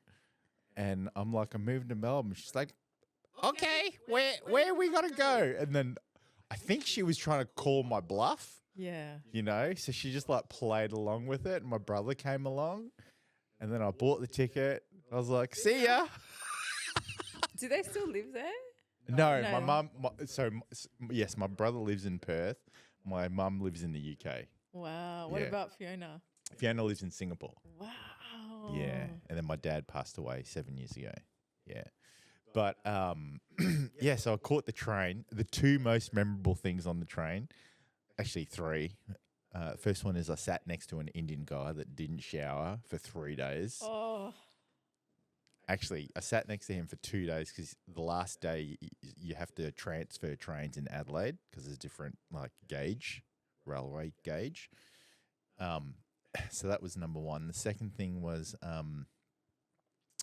the train conductor announced that they were having to stop to drop off the post for the federal police, and you look out the window. You see this like dust cloud, like in the horizon. And you're like, "The fuck is that?" And then as it gets closer, you go, "Oh, it's the federal police car." Have I programmed it for Yeah, well, we can go for another 2 hours now, but we won't. So the second thing was, the federal police picking up, and I just remember thinking to myself, like, as we were going, I'm like, where are they actually going? Yeah. Like, there's obviously some sort of like secret bunker in the middle of nowhere. Yeah. Because why are the federal police picking up mail? You know? Oh, goodness. And then the third thing was waking up on day 2, before anybody in the carriage was awake, and seeing the sun come up from the horizon across the Nullarbor, which is red. What? And so when you wake up and you see everything is red, you look out the window, everything is red. Yeah. The sky is red, the sand is red, everybody in the carriage is red, your hands are red. That's crazy. You know? Yeah, You're yeah. like, I was literally like, this looks and feels like I'm on the moon or on Mars. That's crazy. Yeah. I would have woken up and been like, oh my God, something's burning. Yeah. Yeah. But yeah, so that was 2001, and then I stayed on Christian's couch for 2 weeks, and I got sick and tired of his flatmate. So I said to him, sorry, after the first week, I was like, I'm only going to stay here for another week with you, and if I don't land a job in another half a week, I'm just going to keep going. And I landed a job in the next week, and then I stayed, and I moved to St Kilda. Yeah. Yeah, and then I was in banking and finance for 12 years. What? Yeah. Wow. So that is just a little bit of a teaser for this book that I could potentially Look, write. I think like with a podcast, it's so hard because there's so much that we can talk about. And, you know, I think the main thing is like process and what we do and who we are today.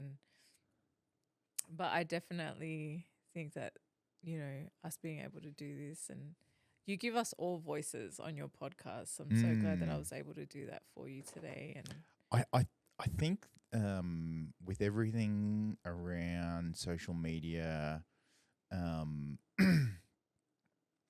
look, I totally get that people don't get comfortable like recording themselves, right? Or like having a conversation or like talking to the camera. And there are those people that are really good at it, right? And so what I'm trying to do with the podcast is allow people to gain the confidence to have content when they're just having a conversation, you know, and we'll talk about everything and anything. Yeah. Like, I don't care. I think it's like the connection wise, like connection is so important. I think people have this idea of you on social media and what you put out. And then when you actually come to meet the person, like, oh my God, that's who's behind the social account. Oh my God, he's amazing. And he's funny. And he's this tall dude that has a collection of Jordans at the front. And I would loves cats. I would get people come to the shoot and they'd be like, "Can I just say?" And I'm like, "Yeah. Can I just say, you are exactly how you are online?" Oh, and I'm like, "Yeah, and like, who else would I be?" Yeah, you know, isn't it weird, right, when people say that? Yeah, and it's so like it is a little bit foreign to me because I guess like what you see is what you get. Like, I'm not anything different, you know, and because I have this, I guess, characteristic of not really caring, like, I will post serious stuff. I'll post like really technical like images or like really sensual videos, and then I'll like do a post of myself, or like, I'll re-share a story that's like that I think is funny, or it's like a cat thing or whatever, right? And I remember getting a message from a very well-known international traveling model who was like, "Oh my God, this is so funny." And I'm like, "Yes, it is." I said, "I'm so glad you think that." I said, "Because that's my personality." Yeah. And she was like, "I love it." She's like, "You just need to keep posting like the shit that you find funny, because it helps bring to life like your personal brand,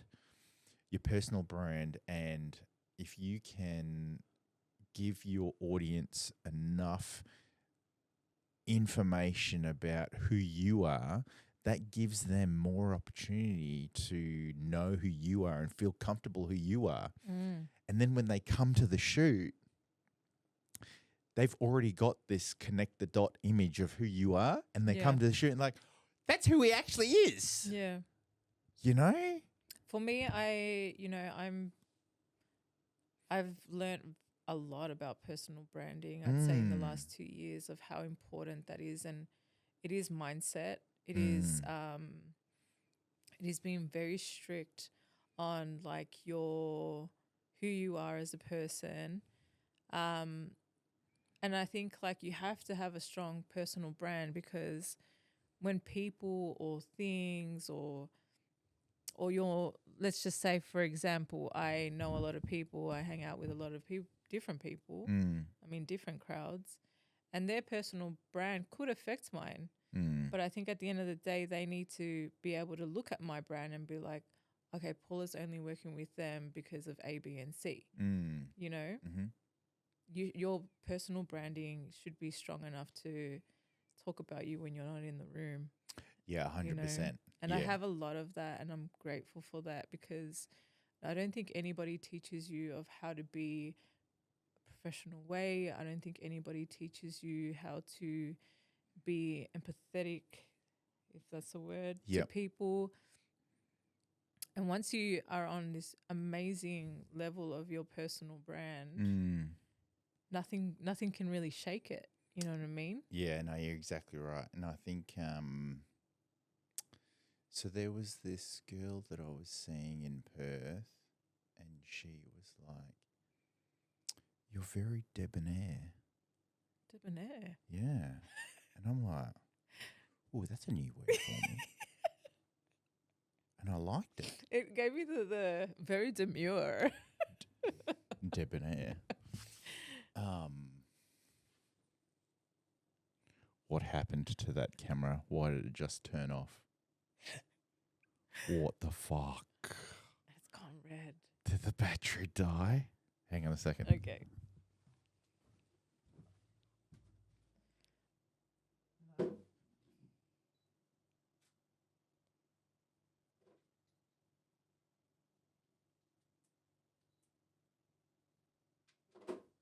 All good.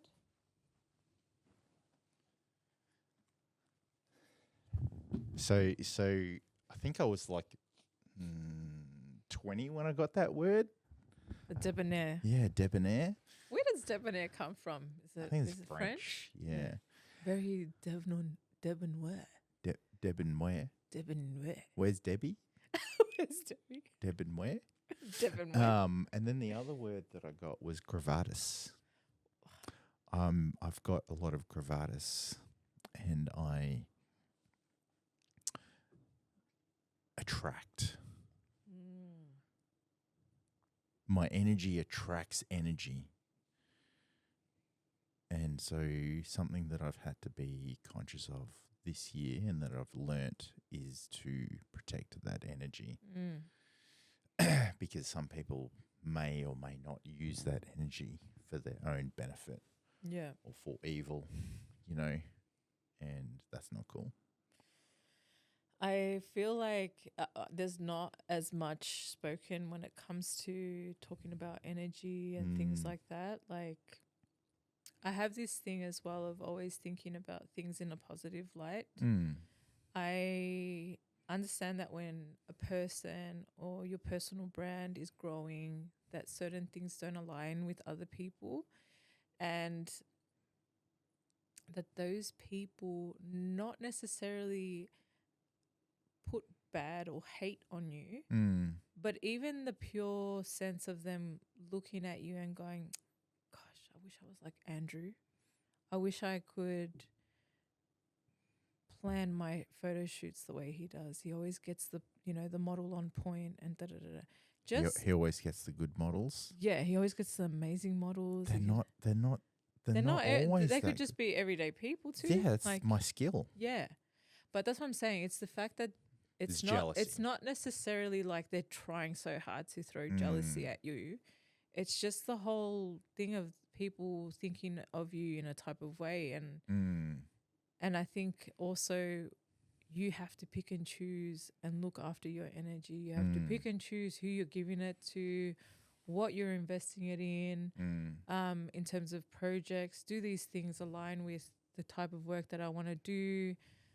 I think, to see through the bullshit as well of a lot of people that would love to feed and say it's a collaboration, it's collaborative and da da da da, and you put your time and effort into it.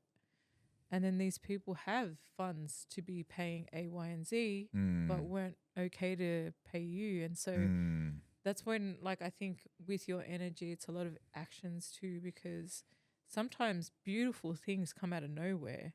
Yeah. You know what I mean? And then those things take you a step back and you're kind of like, okay, this person just did something for me amazingly and it's meant so much to me, and it is based on their character. You know? Yeah, 100%. I think just being able to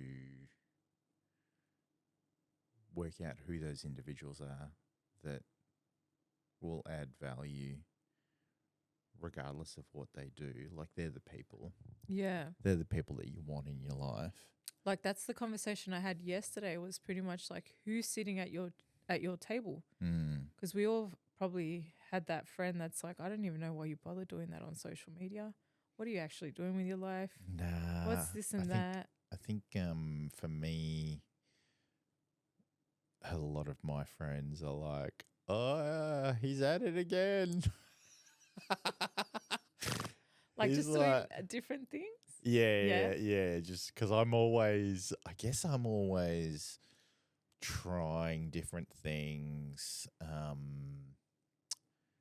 Because I want to, so we spoke a bit before about understanding the process, right? Understanding how much effort goes into the planning and the lighting and the makeup and da, right? And so I get a lot of inspiration from outside of Australia. Yeah. So, there's photographers in the US, there's photographers in Europe that I follow, and I look at their work and I try to gain inspiration from them. Yeah, well, I try to work out how they did it. Yeah. Right? Because I'll be like, where's the light source? Or how many light sources are there? And how much blur is occurring in this image? Wow. To understand to that depth. To understand the f-stop. Yeah. Right? And all of this. And then you kind of go, okay, well, who's the model? Then you look at the model's account, you're like, at that artist, the first photographer's image I was looking at, how much editing has actually been done on this model, compared to her other photos? Can you guys tell when somebody edits the face compared to when you ask AI to do it? Yeah, I can tell. I feel like I can tell, because sometimes it almost looks way too robotic. Yeah. Way too freaking Yeah. 100%. Yeah? Yeah. Whereas when it's touched up properly by you, it's more more natural looking, would you say? Yeah. And then and that, again, that's all part of the working out what your approach is. Sure. Right. So yes, I've gone down the path of too plastic versus not plastic enough, or like not enough, skin smoothing or whatever, right? And Yeah. then, having to deal with, and I spoke to Rich about this the other day, having to deal with, like everything is, Face morphia and oh yeah, not so much that, but like from an editing point of view, yeah, the final product is always ended up looked at on your phone. of course. Yeah. But if I edit on my PC, I got to make sure that all the settings are right so that it is actually how I like it on to look like on your phone. Yeah. So when I first set it all up, I was like editing and then transferring and looking at it on my phone because that's where people look at it. They don't look at it on their PC. Fortunately not. Yeah. I mean, they used to, but not anymore. Yeah. And so then working through my own comfort level with the settings that I have on my PC, knowing that it's going to transfer and look the way that I want it to look, and just being comfortable with it. Just be Yeah. like, you got to like train your brain. When it comes to people and models saying, oh, there's not much editing on this or this and that, do most of the models come to you and they understand your style already? Or do you kind of address that in the beginning and say, look, I don't really touch up too much. If I'm going to add like smoothing anywhere, it is subtle or no, look, sometimes they may request certain things like during the shoot, and I'll just have to remember. yeah. But I guess I'm at a level and a point where people know my work. Yeah, yeah. They know what to expect. They just love the style. They love the style. Like it's very natural looking. Yeah. Like It's tasteful. I yeah. love your work. Yeah, it's very tasteful. And I've had a couple of clients be like, "Oh, did you actually do any editing on this?" And then I have to do it again. And then they say the exact same thing. And then I'd be like, look, it's not actually my style. Like, I don't want to completely warp your body. And then it's moments like that where you get those kind of models that go onto the Facebook pages and say, this photographer wasted my time, didn't give me what I wanted, rocked up to the studio, did the full shoot, and I hate my photos, is refusing to give me the photos because A, you haven't paid for them. But and it's so easy for models to do that. Oh yeah, it's so easy for models to do that. Yeah. I think look, my personal opinion is it's okay for models to feel like that and to think like that. As a photographer, you can only control what you can control. Yeah. And if you are acknowledging that you don't have specific skills to do specific work, then you need to be upfront with it. 100%. But then always act with integrity and accountability in what you're producing. And if you do everything that you say you're going to do and you do it to the best of your ability, then everything else is just noise and everything else will iron itself out anyway. I think this is when it comes back to your personal branding as well. And, and I think it comes back to like what aligns to you. And, I feel like you can there's so many endings to every situation. I think you got to find the one that fits right with you. And if you feel like, okay, I can walk away knowing that I did what I was supposed to do and knowing that I did it right, but I was also still true to myself, and that's all you can do. Yeah.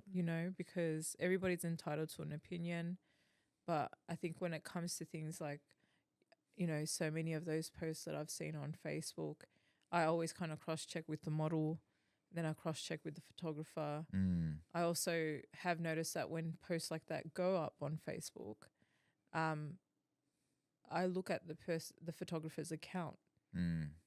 So it's kind of a red flag when you see the photographer's account is all landscapes, yet you've gone and done a lingerie shoot with him. Yeah. So, and then you're arguing why he hasn't done certain things where he doesn't promote himself that way. Mm. So there's just a lot of like little things that you need to make Yeah. sure are in place first. It's like new models need like a checklist of things to look out for. Yeah. You know, maybe that's for an AYG episode.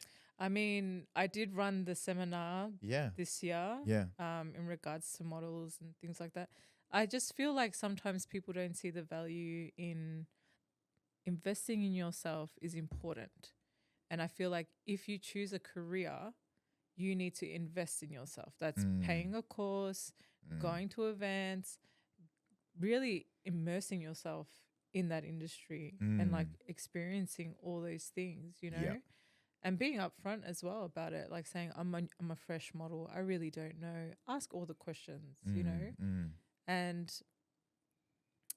when I did run that event, I was actually like super happy that I was able to do it with so many different people. But at the same time, there wasn't enough models to fill it. And I think that they're so fresh that sometimes they don't know if they need it or not.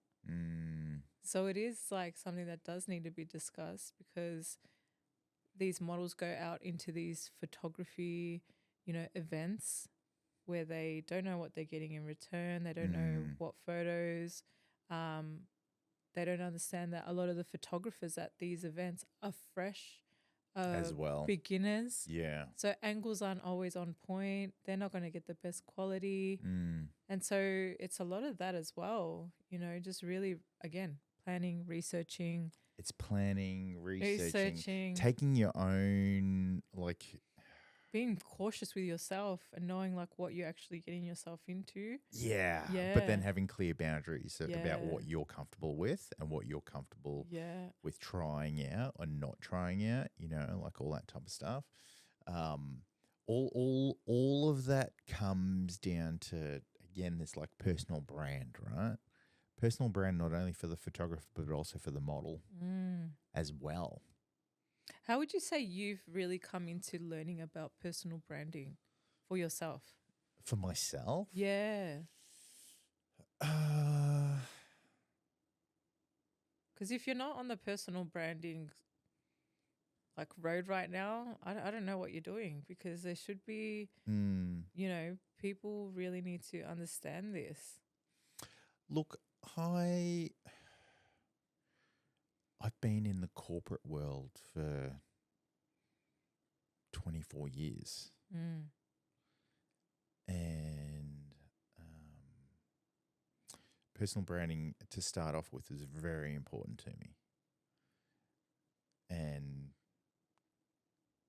hitting my goals and achieving those goals was super important to me. And making money was super important to me.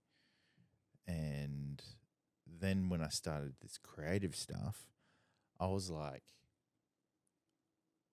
okay, I need to understand the process that we go through. I need to understand all these things. I need to, you know, I need to have the information. I need to have the experience. I need to have the knowledge, like all of that. Like, it's a lot, right? And then I kind of was like, like I worked out that the outcome is just a byproduct of the process. So if you love the process, nothing else really matters. Yeah. It doesn't matter. Yeah. Like you could produce shit photos or a shit video. It doesn't matter. You just love the process. Yeah. I love the technology and working out cameras and doing the lighting and meeting the people and having the, you know, the laughs during a shoot, yada, yada, yada. It's a different sensation. Like, this for me is like love language. Like, yeah, because it is. It definitely is a mix of everything. Don't get me wrong. I think in the photography world, because, you know, there's some people that are like, oh, you can use like any camera.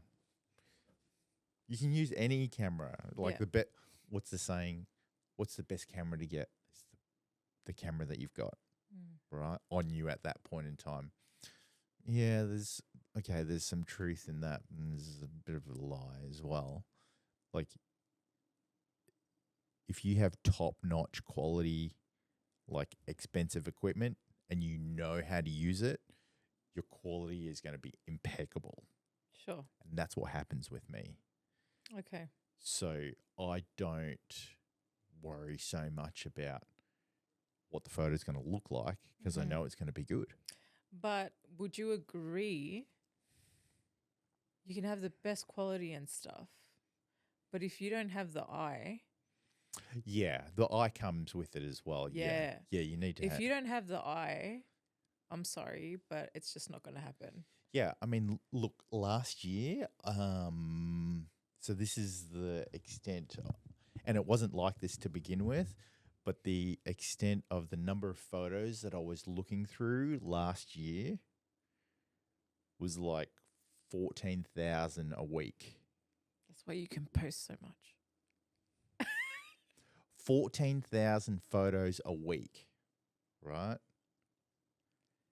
And when you get to that level, you've trained your eyes so much to look at things, and you know what you like, you know what you don't like. It's like, gone.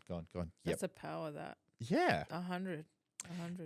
And then once you can train your eye during post-processing,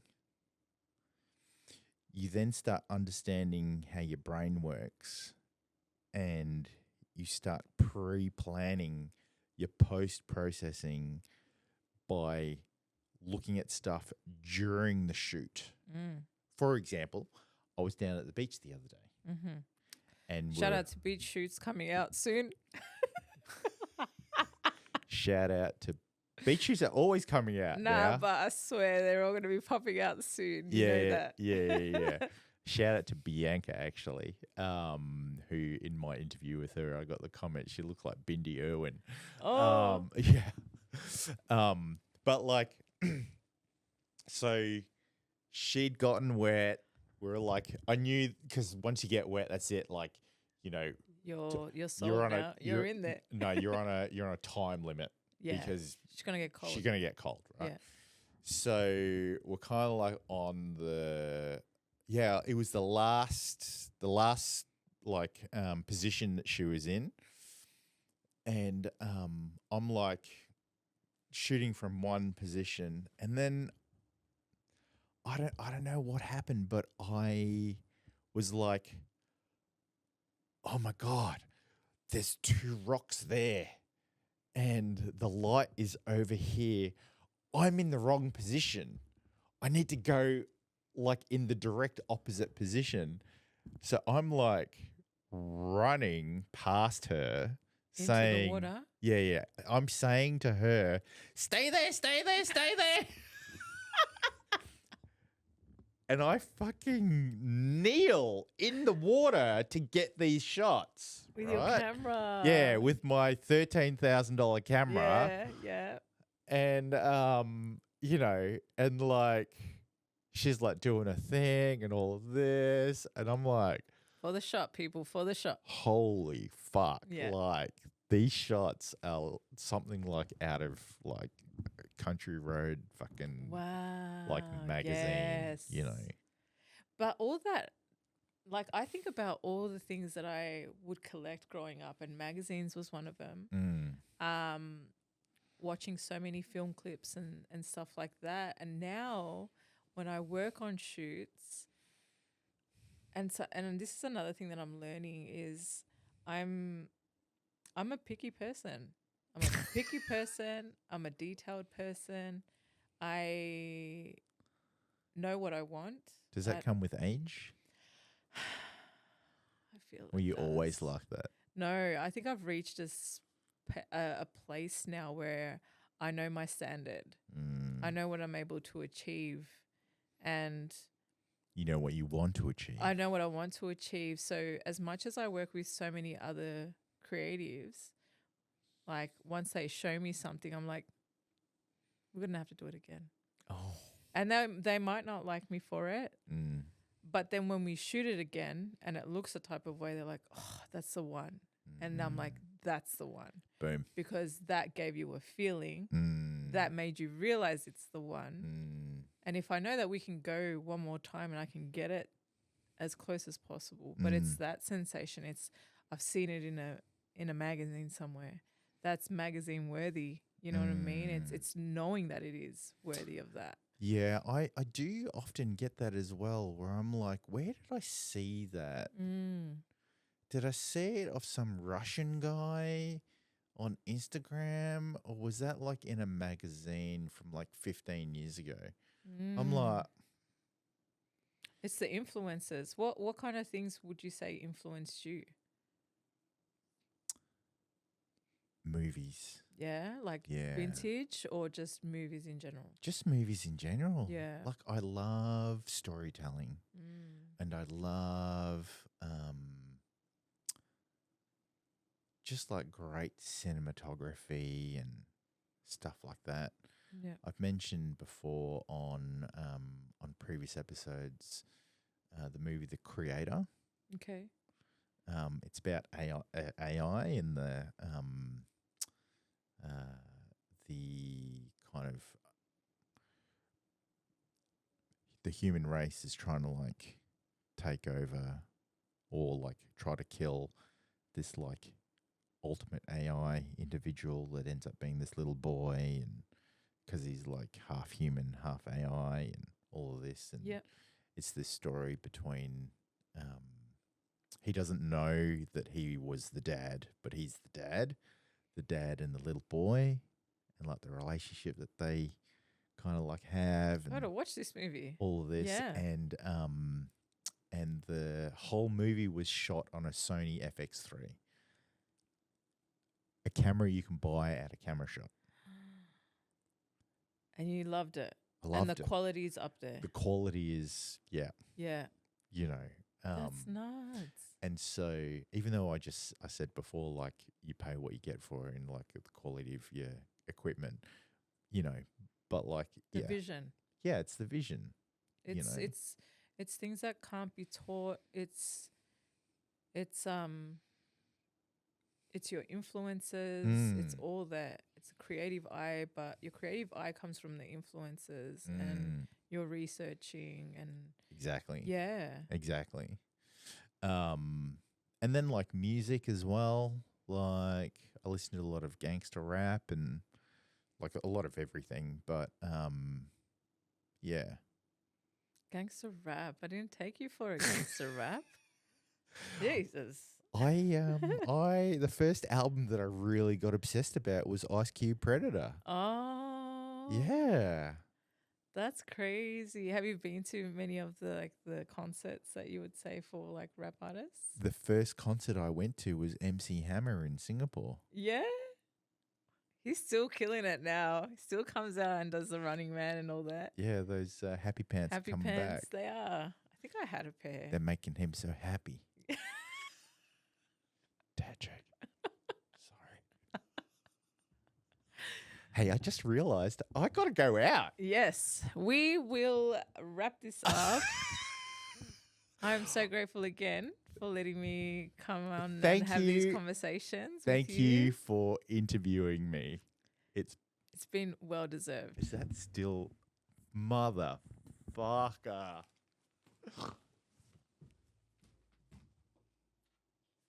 Tell me it's been on.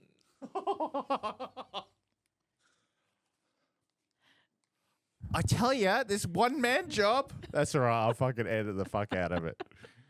Anyway, yeah.